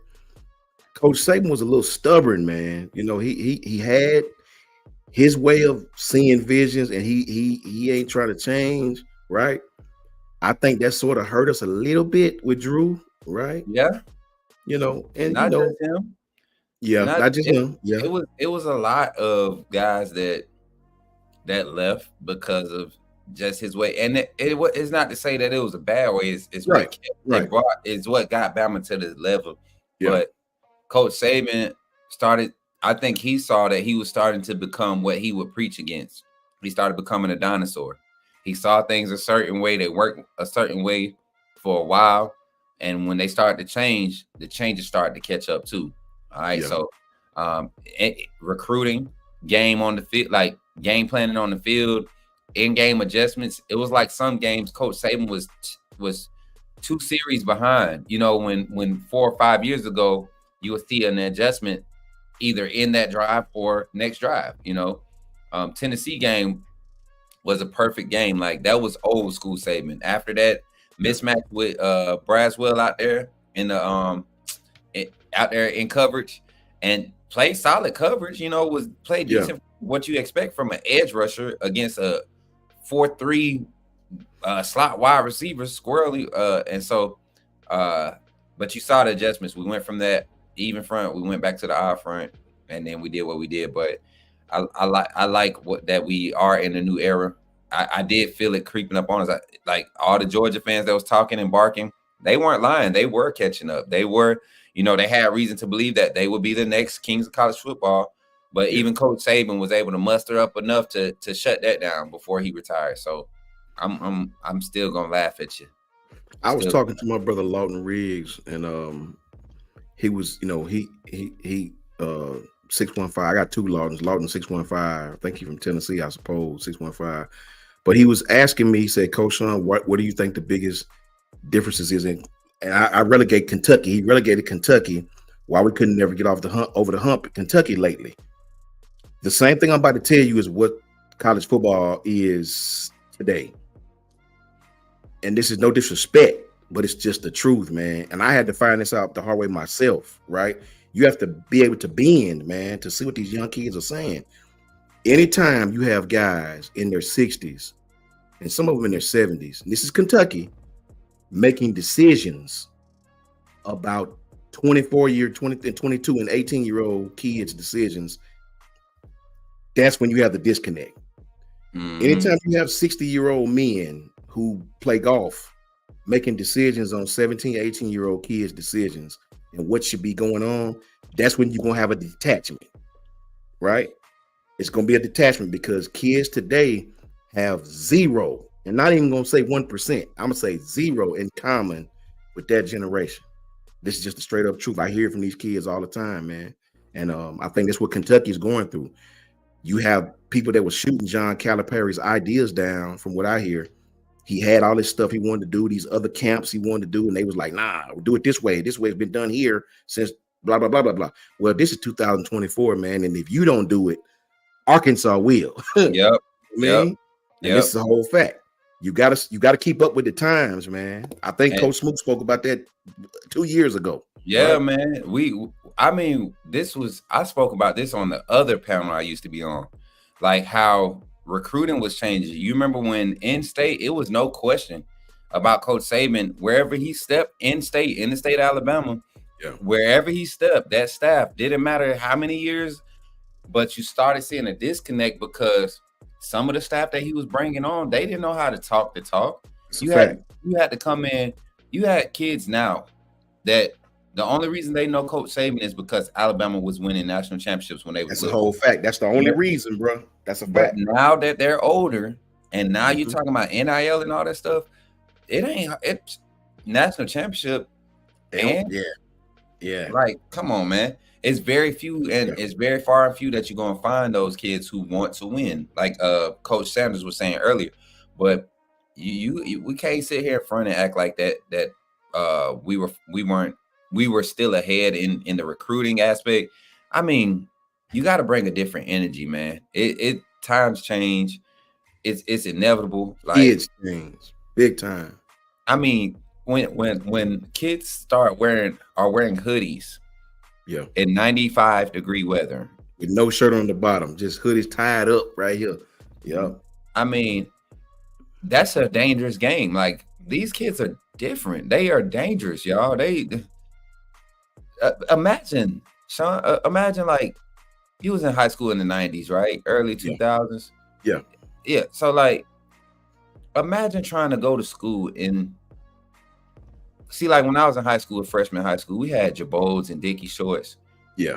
I couldn't imagine wearing my khaki Dickie shorts, right? Right. With my high top forces and my tall tee and a hoodie.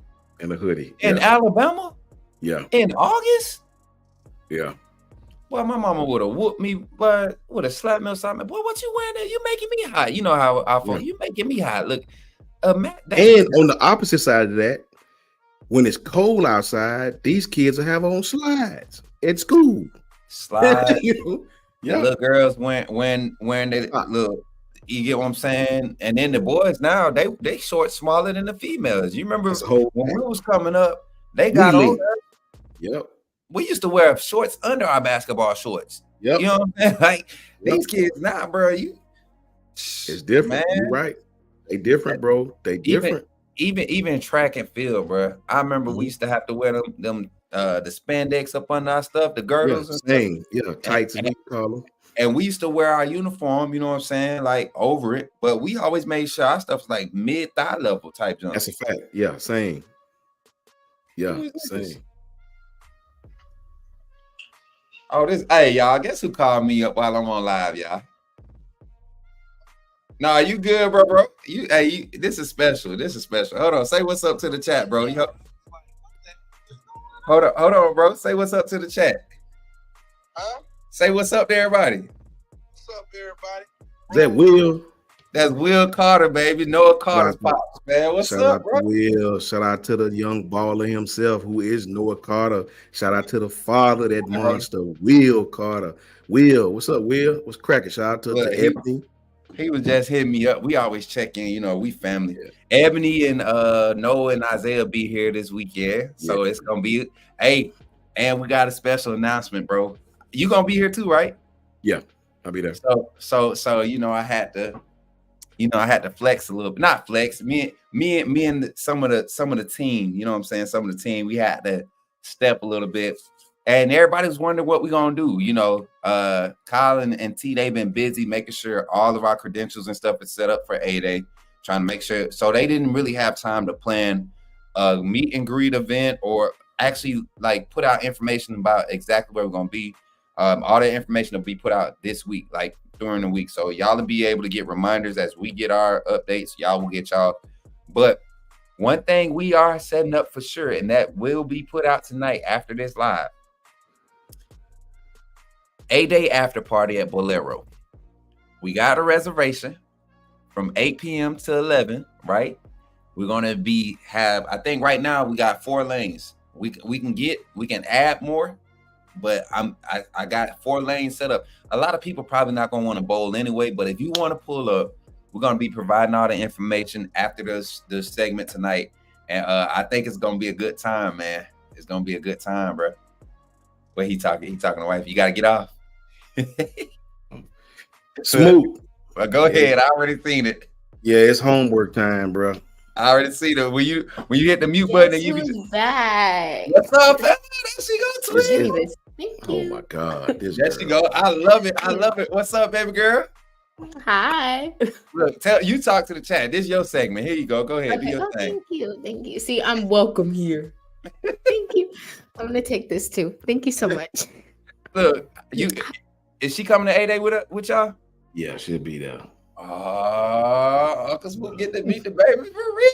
Then up now, bro? then she going back to the room. Then grown folks time. Yeah. But during the day, we're gonna show her around. We're gonna show her how to do that thing. You know what I'm saying? Yeah. What you gonna be up to, baby girl? What's the move? Well, I just gotta say that I basically taught. Oh, let me see what they're saying. Hold up.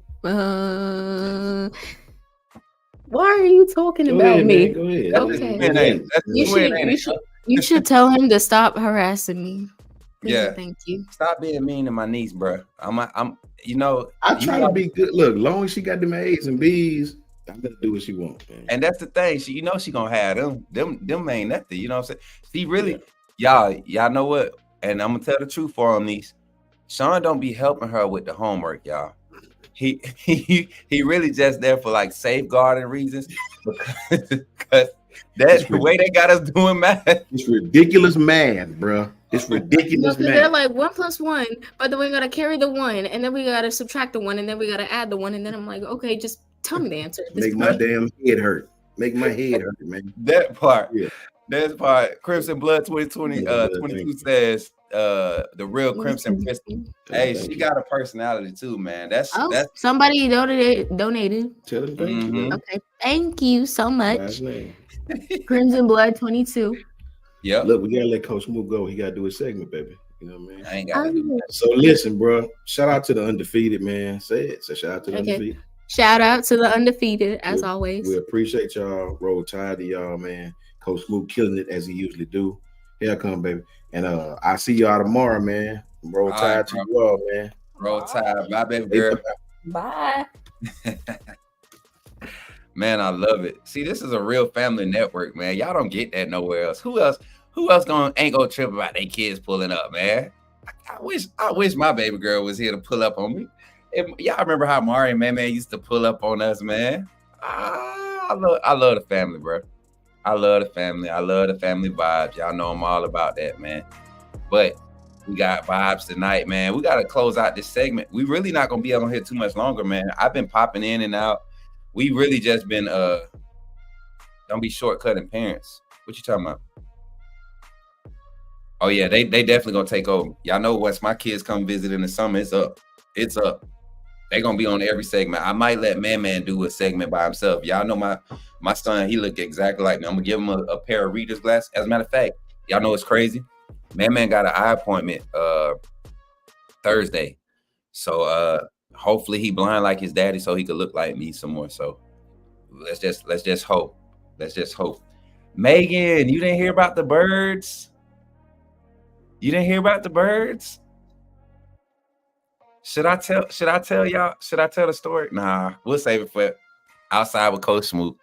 Y'all gotta tune in. Y'all gotta subscribe to the other channel to get that story.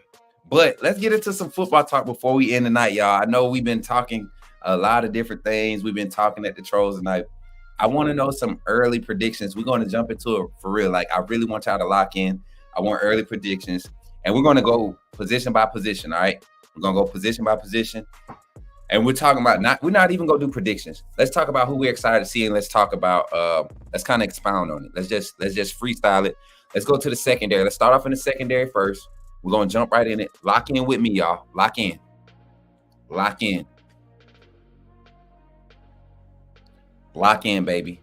So, first group we're going to talk about. Let's talk about the secondary. And I only want you to put one name, and I'm gonna kind of run through them. I'm gonna run through them and just kind of expound on them for like 20, 30 seconds, or try to, right? In the secondary, who are y'all excited to see, and what are y'all expecting to see from this person? One person in the secondary. Let's run it up. Come on. Because somebody said Red Morgan. Listen, I've got to see it live. I was hearing about it. I got to see glimpses of it. But this past Saturday, I got to see a lot of Red Morgan. And the young man is being counted on to do a lot of second tier, third tier stuff that you won't see from a true freshman, kind of like we saw from Caleb Downs. And he's out there and he's showing that he's capable. So I'm excited about that. Somebody said Damani Jackson. Same thing with Damani Jackson. Came in highly touted. I think high expectations. He's impressed the coaching staff. Mo Linquist has leaned on this young man to be a leader as one of the new guys on the team, but one of the most experienced in the cornerback room. Shout out to Shanae Hudson of Nayberries, y'all down there in Texas. Welcome to the gang. Welcome to the gang. Hey, shout out Shanae. Shanae, anything. Let me see. Give me my hearts now. Stop playing. Yeah. Shout out. Y'all like it.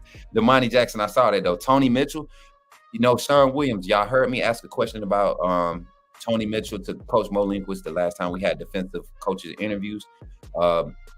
He didn't really expound on Tony Mitchell per se, but he talked about how he's continuing to work.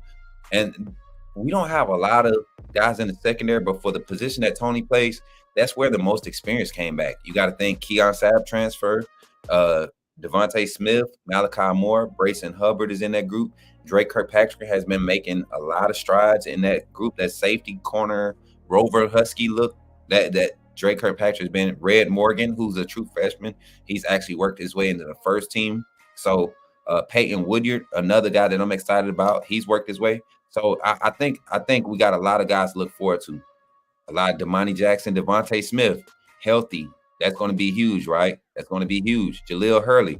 I know, listen, Jaleel Hurley, apparently he had a great turnaround. I saw him play. He really didn't have opportunities to make huge plays, but he did get out there with first team. He and Xavier Brown and Mbakwe were all kind of rotating in the boundary area. I like that. Now, let's move to linebackers, y'all. I hit a few spots. We said Mbakwe, Woodward. Y'all heard me hit those guys. And yes, Shanae, welcome. I heard Red is giving downs 5. That's what I don't know if you said that before or after I said that, but I'm telling you, I watched it this past Saturday, and his keenness and his IQ is there, man. He already had intensity. He's always been a player, like a go-getter on the field. His IQ in the game is something that I've been impressed with. And a lot of concepts match what they like to do at Central High School. That's a program. What you learn at Central, you start learning in the 8th grade, and it kind of just gets layered through your freshman year, then your varsity. So, I think they start as early as 7th grade at South Girard now. So, if you're able to get in that program early, grow up through, Phoenix City school systems and their coaching, the way that they apply their systems, you'll be set. Let's move to the defensive line. We're not going linebacker first. Let's go defensive line. Give me some names that you guys are excited to see. I'm excited. Me personally, I'm excited to see what Jeremiah Beeman does in A-Day. I'm excited to see what Jeremiah Beeman does. I've been watching him create a lot of buzz. He's actually had some first-team reps. Like, first group is Beeman and Tim Keenan. Like, that is crazy to me. 33 and 92, or 96. Tim Keenan's 96, I'm sorry. James Smith, yes. James Smith, another one. I think James Smith is 47. 47 is James Smith, I believe, right? Had a good scrimmage this past weekend. Just had a good scrimmage. A lot of people saying Tim Keenan. I think Tim Keenan is like the unsung leader. He's been a lot more vocal this season too. And we saw what he was doing when he was healthy last year. Can't wait to see him get healthy. Or can't wait to see him healthy. Probably won't see a lot of play from him during spring, right? But I would love to see him just, get some solid reps. LT Overton, he had a solid scrimmage. The whole defensive line group had a solid scrimmage. Their rotation, it's hard to notice, like when guys are rotating. You're getting similar production from each person, each group that's being sent out there. So what does Quay Russaw play? He plays outside linebacker. He plays on the edge. He's in that edge rotation. EJ Riggins, you remember how Prattville was when we was growing up? That I want to say that 04 to 2010, 2011 stretch, right? Right when Streeter and them was about to graduate, 2009 Streeter graduated. Yeah, Prattville was still kind of like, they were still the kings, man. They were still the kings of Region 6. That was 6A ball then before they went 7A. Quay Russaw, I'm seeing a lot of Russaw. We talking about D lineman though. I don't know if y'all heard that, but we talking about D lineman. Keenan, what Damon Payne, Keenan and Otis going to be the leaders up front. I'm lost on that one. I'm not gonna lie. I thought it was a good one. Slow your fingers down. Okay. Keon Keeley, defensive end, right there on that D line. What's good, Fred Harris, my guy? How you feeling? Caleb Tater says Jordan Renard. I'm telling you, man, it's going to be hard to really key on the defensive lineman this year because Kane Womack is going to use his depth. He is going to use his depth. Yeah, EJ. Keely's getting comfortable. He's starting to figure it out. Looks like he's starting to figure it out. Granted, most of his reps were against third group when Dylan Lonergan was on the field or Austin Mack was on the field, but he's still going against other 5 stars, other 4 stars. You get what I'm saying? Other talented guys who are just so happen to be in the 3rd group or the 4th group, 2nd or 3rd group with the offense. So I think he's going to be solid though. 3 deep D-line going to be nasty. That's what I'm saying. That's how Michigan beat up on teams last year. I'm telling you, Kane Womack has to be taking a page out of that book. Now Oats with the statement on Twitter. Y'all, I told y'all, I think y'all, some of y'all just, why y'all get worked up about any news, like any like crap news? Like, I don't know. I don't know. I guess because I'm here, I get a different vibe, but I wasn't paying. NATO's not going nowhere, bro. Nowhere. Kentucky wouldn't let Calipari do what he wanted to do to make the program better. You think NATO's trying to leave his situation to go and be handcuffed to follow up behind John Calipari? That's not a dream job. This ain't Calipari retiring. They let Calipari go. Come on, man. This ain't Coach Saban retiring. This is like Calipari about to be coaching at another school. That's crazy. Crazy. You know what I'm saying? Edric Hill, I like that. I like Edric Hill. I like that. I thought Keanu Colt was dogging. Listen, we going to the linebackers next. Linebackers, Keanu Colt. Yes, he's a dog. He's a linebacker, though. He's not a defensive lineman. He's not a defensive end. He's a linebacker, outside linebacker. So in this scheme, you will see in different personnel groupings, you will see defensive ends come on the field. Then you will see outside linebackers on the field. You might have some sets where you see an outside linebacker and a defensive end, right? An edge rusher and a defensive end in the bandit position, right? Your wolf position is always going to be an edge rusher, edge specialist, right? Your bandit is going to fluctuate between maybe an edge rusher, or edge specialist, or a defensive end, big body defensive lineman that plays the end of the line. That's how this defense is broken down. So you might see a 3-man front sometimes. You might see a true 2-man front. You might sometimes, when we get in the red zone, you might see a true 4-man front, right? But this defense is designed to play in space, to keep the ball in front and react. And we got some depth that we really do. We really do. A lot of people were high on Keon for the edge, and I just knew once this scheme changed, it probably wasn't going to work for him at the edge.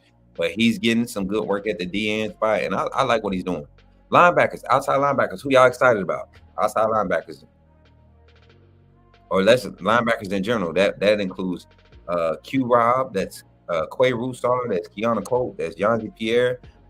You got Deontay Lawson, Jahad Campbell, Justin Jefferson, Jeremiah Alexander, Justin Oronkro. You got Jay.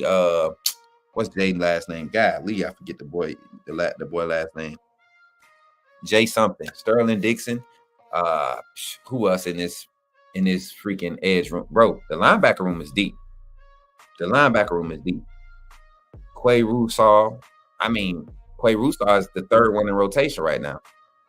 Honestly, Quay Roussard and Keanu Colt on the field is a different beast off the edges. When y'all see that, when y'all see those two lined up at the edge together, y'all remember how we used to get excited about Dallas and Will being on the field at the same time? Y'all remember when we used to get excited about the Raptor package? I think Kane Womack is putting together something similar, where he's going to have one big in the middle playing nose. Maybe it might be a defensive end with pass rushing specialties like LT Overton or Tim Keenan, who's just a clogger. Jaheim Otis, who has strong cloggers, can get to the quarterback with bull rush technique. Edric Hill, another guy that nobody mentioned. Houston, what's the kid's name? I talked about him earlier. Y'all keep letting me forget the young man's name.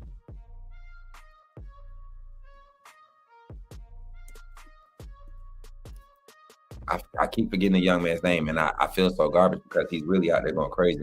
Y'all. Give me 2 seconds. Hey, babe, you can't call me with all that noise. I'm gonna call you right back. I'm on my segment, about to finish up, okay? I love you. All right. My baby girl, y'all. I could not miss that phone call. She ain't called me in 2 days. She done missed 2 of my phone calls. Was not going to miss that one. I'm sorry. I apologize. I'm missing my babies like crazy, y'all. I'm missing my babies, y'all. This has been the hardest couple weeks. Hunter Osborne, number 33. I keep forgetting the young man's name, but he has been going crazy out there. Noah Carter. He's not in the spring game, man. We're talking spring ball, guys. Guys, do y'all not follow y'all not following what we've been? Y'all ain't picking up what we putting down. Come on, man. QB Reese ain't there either. Come on, man. The contents of this cup shall not be disclosed, but I will tell you, they will not have me that far off.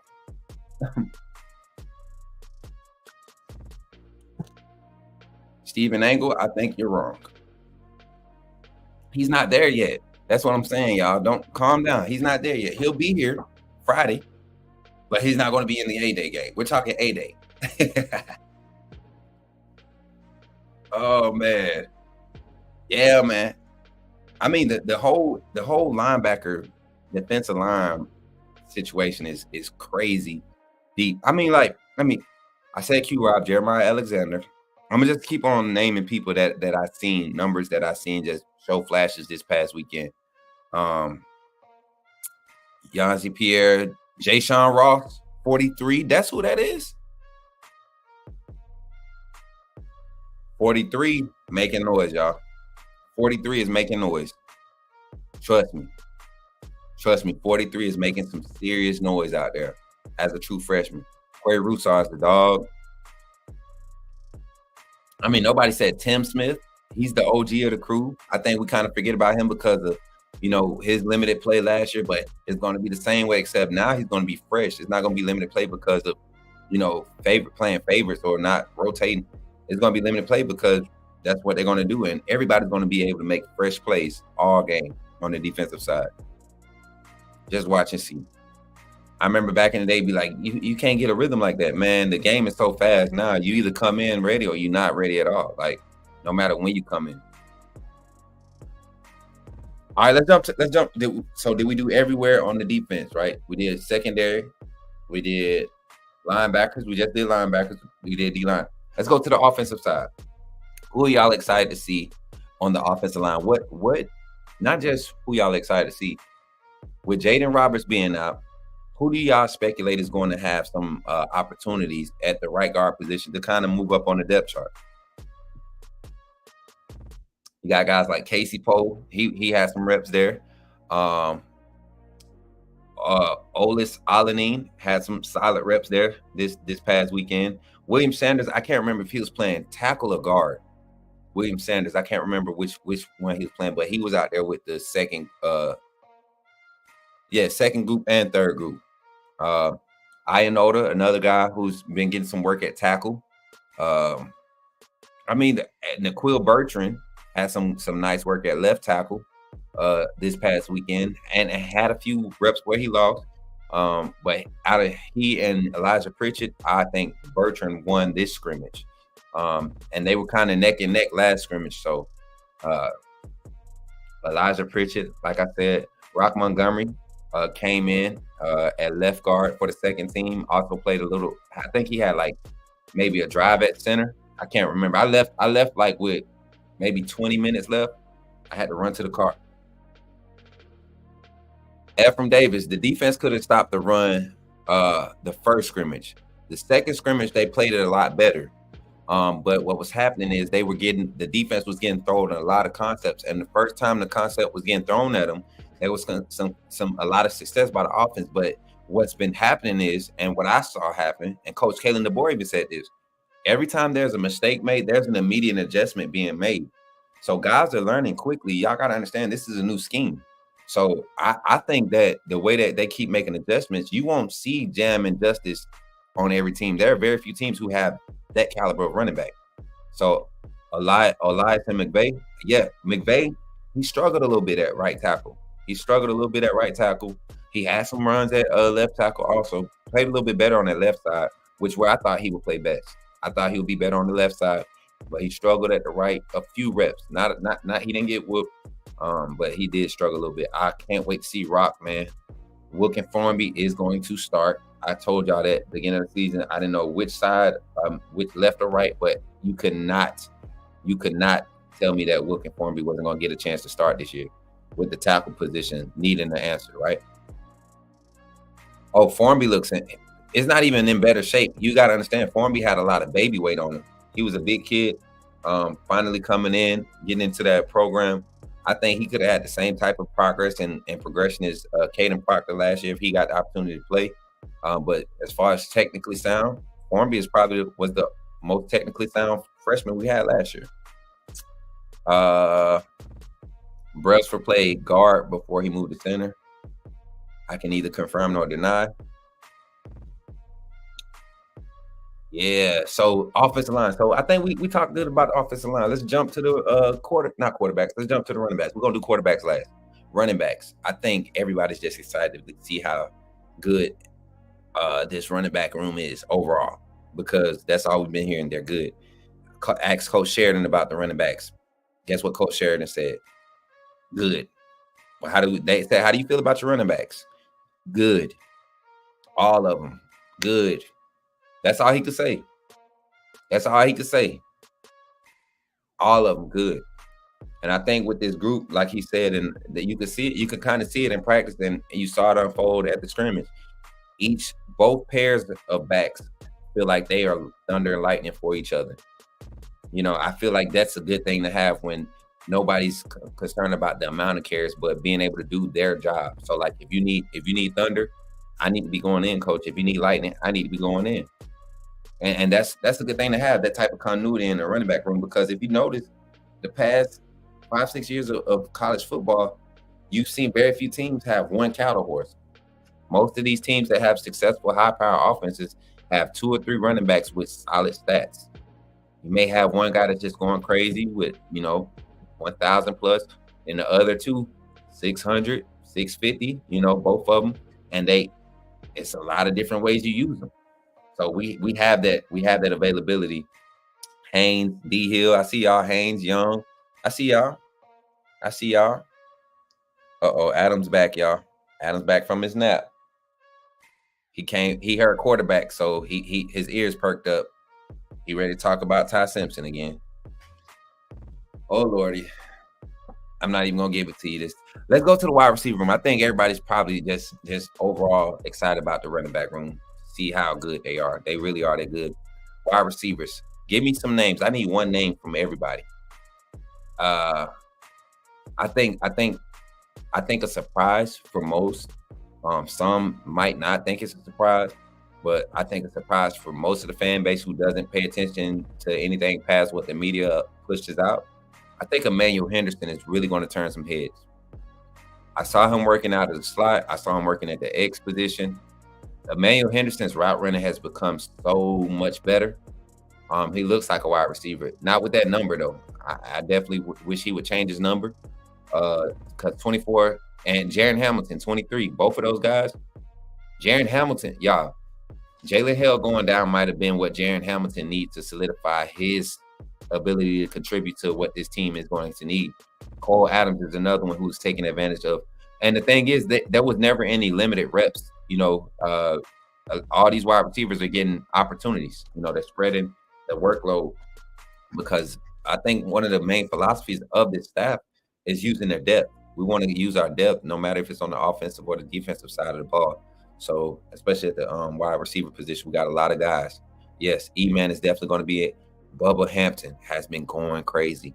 It was a couple plays where he was in with Ty Simpson, and Ty Simpson just didn't see him, or he saw him late. And that's just what it is. He's fast too. K-Law, Kobe Henderson, man, facts. It's not even, those are just guys. That's like our speed set, Brad Cooper. That's the speed set. And you could replace one of them with like 2 more guys. You got Cole Adams, who's a speedster. You got Bubba Hampton, who's a speedster. You got what's the young man's name? I said Cole Adams. Jaron Hamilton. He's a speedster. Like, Jaron Hamilton can burn it. He can really burn it. Jeremy Bernard. All right, I'm gonna tell y'all, Jeremy Bernard is a solid a solid athlete. He's not a pure wide receiver, though. He's got wide receiver size, but he's really a running back with better hands, right? And he has some athleticism. He can go up and get it, but he's not going to be your route technician. He's not going to be the guy that you key for the first read. The fact that he's able to be like your third or fourth option in this style of offense and on this team, that's a good thing to have. That's a good thing to have. So I just want y'all to, I don't think y'all are really looking at what Jeremy Bernard brings to the table. He's not going to come in. I don't think he's going to be wide receiver number one. He's not going to be a primary target. Even in how he was used in the scrimmage, a lot of pre-snap motion, a lot of jet motion, jet action, tip, touch pass, all that stuff. But yeah, all that stuff. Wide receiver Cole, Adams, Hampton, Jeremy. Hey, we ain't even say about the ones that's coming in because y'all keep talking about Ryan Williams, who I love. You know, that's like my nephew. You know what I'm saying? But I'm excited about Rico Scott. Rico Scott, to me, will probably, with 2 weeks of practice and learning this scheme, he will be ready to contribute day one. He, Ryan Williams, and Bubba Hampton. We also have, not French, what's the other young man's name coming in this class? Amari Jefferson?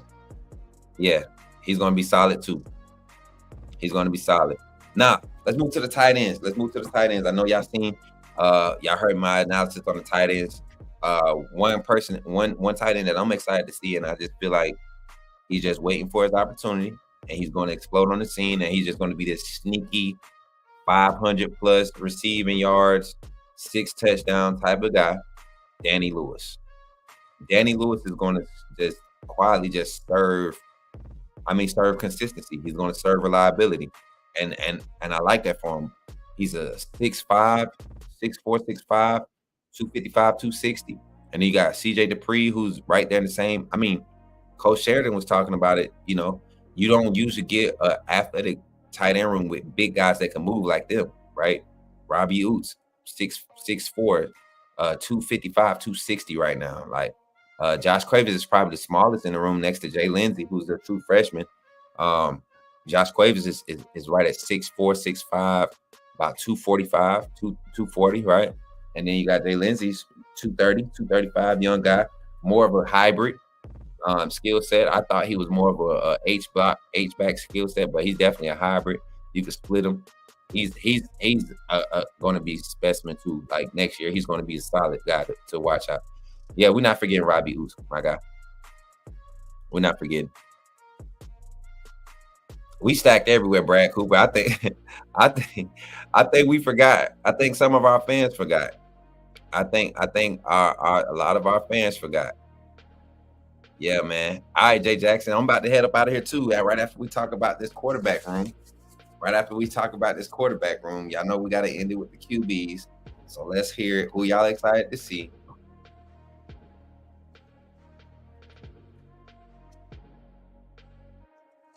I'm excited to see Austin Mack in some extended play. He showed some things this past week that I think will push everybody in front of him. Not just Dylan Lonergan, not just Ty Simpson, but also Jalen Miro. You could tell that the youthfulness in his age, some things are just way too fast for him. And he's learning though. He's learning. This weekend, there was a lot of times where he had to make plays. And they were real lenient on letting him carry, like, extend plays. Where as to Jalen Miro, they was blowing the whistle real fast with Miro and Ty. Not necessarily Ty either. They was letting Ty kind of do work. But Miro is the type, he get out and try to run people over. So they was having to blow the whistle. But yeah, I'm excited to see him. I already know what Miro and Simpson are bringing to the table. I want to see what this Lonergan and Mack competition going to end up being like. Who can really separate to be battling for number 2 with Ty Simpson? That's what I'm excited to see.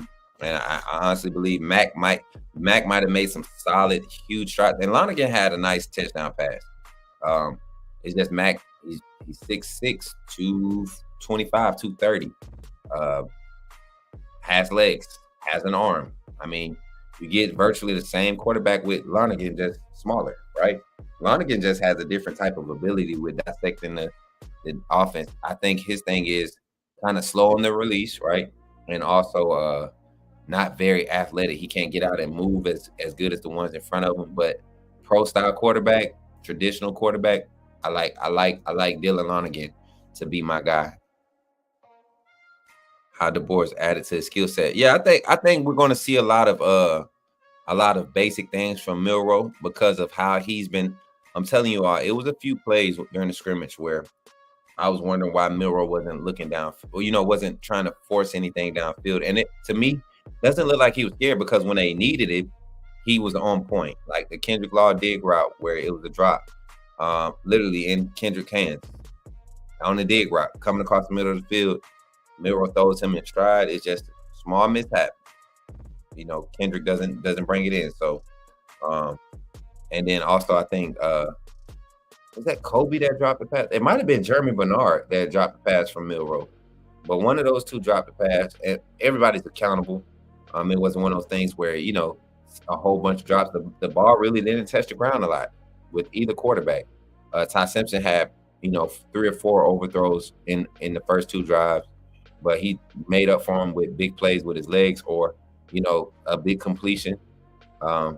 It's a consistency thing with Ty Simpson though. He's not consistent. But he has been making the plays. He has been making a lot of plays. So you kind of live with the balance of that. Yeah. But yeah. So yeah, that's kind of like some of the players we looking forward to, y'all. Tune back in the morning, y'all. We got early morning coverage. Myself and Kyle will be going out. Tomorrow's is as far as interviews and coverage for practice. We will have offensive and defensive players available. I haven't seen an email come through yet about what players are going to be available. If it's one of those things where they got like everybody out there, it's gonna get crazy. It's gonna get good. So that'll be cool to make that happen. And yeah, man, I'm excited that we was able to close the night out, do what we do, have fun. We had some trolls stop through. I saw them dip out of here once they seen me and Sean on the screen together. But it is what it is. I love picking at the trolls, y'all. I'm not even gonna lie. I love picking at the trolls. They don't get under my skin. They just make my tail itch. You know what I'm saying? They just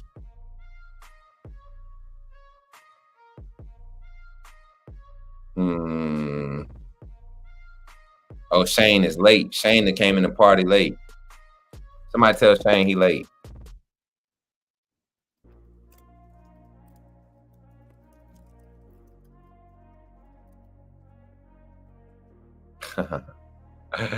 What's up, Quasha? Y'all in here? Hey, we haven't gave our shout out to our sponsors. Y'all know what time it is. Hey, Kyle, go ahead and take it away, bro. Them folks want to hear about that topical oil. Special thanks to our sponsor, Residence Inn, Ocean City, Maryland. Guests can book at residenceinoc.com. Use the promo code LPR for special Bama football pricing up to 20% off. Also, go to therogueshop.com. Use the promo code Bama. You get legal CBD. For me, personally, I like the topical oil. You know how intense my workouts are, right? So I like the topical oil. I like to rub that on my back, whatever, after those cinder blocks. So go to their website, cruise down, look through their website, and definitely check out rogueshop.com. And like I said, I like the topical. Again, the promo code is Bama. Also, think about becoming a fan funder right here on Bama Football on YouTube. Become a part of the Undefeated as low as $2.99 a month. That's 10 cents a day. How do you do this? Make sure you're logged into your account. This is on a computer. You can also do this on your phone and look for the tab that says membership. Once you click membership, you can see different options. You can see an upgrade button right there to the right if you want to go through the different levels. We have fan funder videos from the staff right here at Bama Football on YouTube. Very easy to navigate. Let us know if you have questions inside the comment box when trying to upgrade or renew your fan funder membership right here on Bama Football on YouTube. And of course, if you want to rock that undefeated gear, check out our merch store located at the bottom of the videos. We appreciate Patriot Life, Cynthia, Antoine, Caitlin, and to everybody else that supports us right here on Bama Football on YouTube. I can't deal with y'all. But that's it for tonight. Don't forget to check your boy out at Coach Smoak on all platforms. That's Twitter, Instagram, Snapchat, Facebook, YouTube. Check me out at Coach Smoak on all platforms. Be looking for the announcement about the A-Day, post A-Day after party at Bolero. I will be hosting it, and hopefully, Kyle and the fam will pull up too, but I will be posting a link. And we're just gonna do it, man. We're just gonna do it. Y'all will see us at A-Day live and in action. We'll be doing some on scene coverage. Hopefully our signal is good, because it get crazy on A-Day. I mean, when during game day with the cell phone signal and towers and stuff, y'all know everybody's pulling. So we're gonna see how it works, man. We're gonna see how everything works. Hopefully we can get a solid broadcast up and get y'all some solid coverage, get y'all to where we're gonna be at. And yeah, man, it's gonna be a movie. It's going to be a movie, and I think we're gonna have a great time. And I can't wait. So y'all be blessed. Enjoy the rest of your night. See y'all in the morning, kicking off with Kyle with the call-in show. I think he's going to be live. Let me find the schedule. Kyle will be live at what time? Schedule. They haven't put it up. Topics, they have not put it up. But the schedule, y'all know, Kyle kicks off at 9. Usually kicks off at 9. It won't be earlier tomorrow. Well, it might be because of the type of coverage you're gonna get for practice. So just be looking out for the notification. If you got your notifications on for the live tomorrow, you won't miss it. And then you'll have, more than likely, you have Ty. We might have Jake Merrill back. Haven't really heard any confirmation on that, but we got to say it because we never know. He is the ghost of the squad. And then we'll have Ty, and then we'll have myself to close it out, and then we'll be getting y'all ready for post-practice coverage. And we will be at the facilities doing what we do, Bama Football YouTube on the scene. I'm your host, your closeout host of the night, Coach Smoak. Y'all enjoy the rest of y'all night, and roll tide undefeated. I love y'all. Y'all enjoy the rest of y'all night. God bless.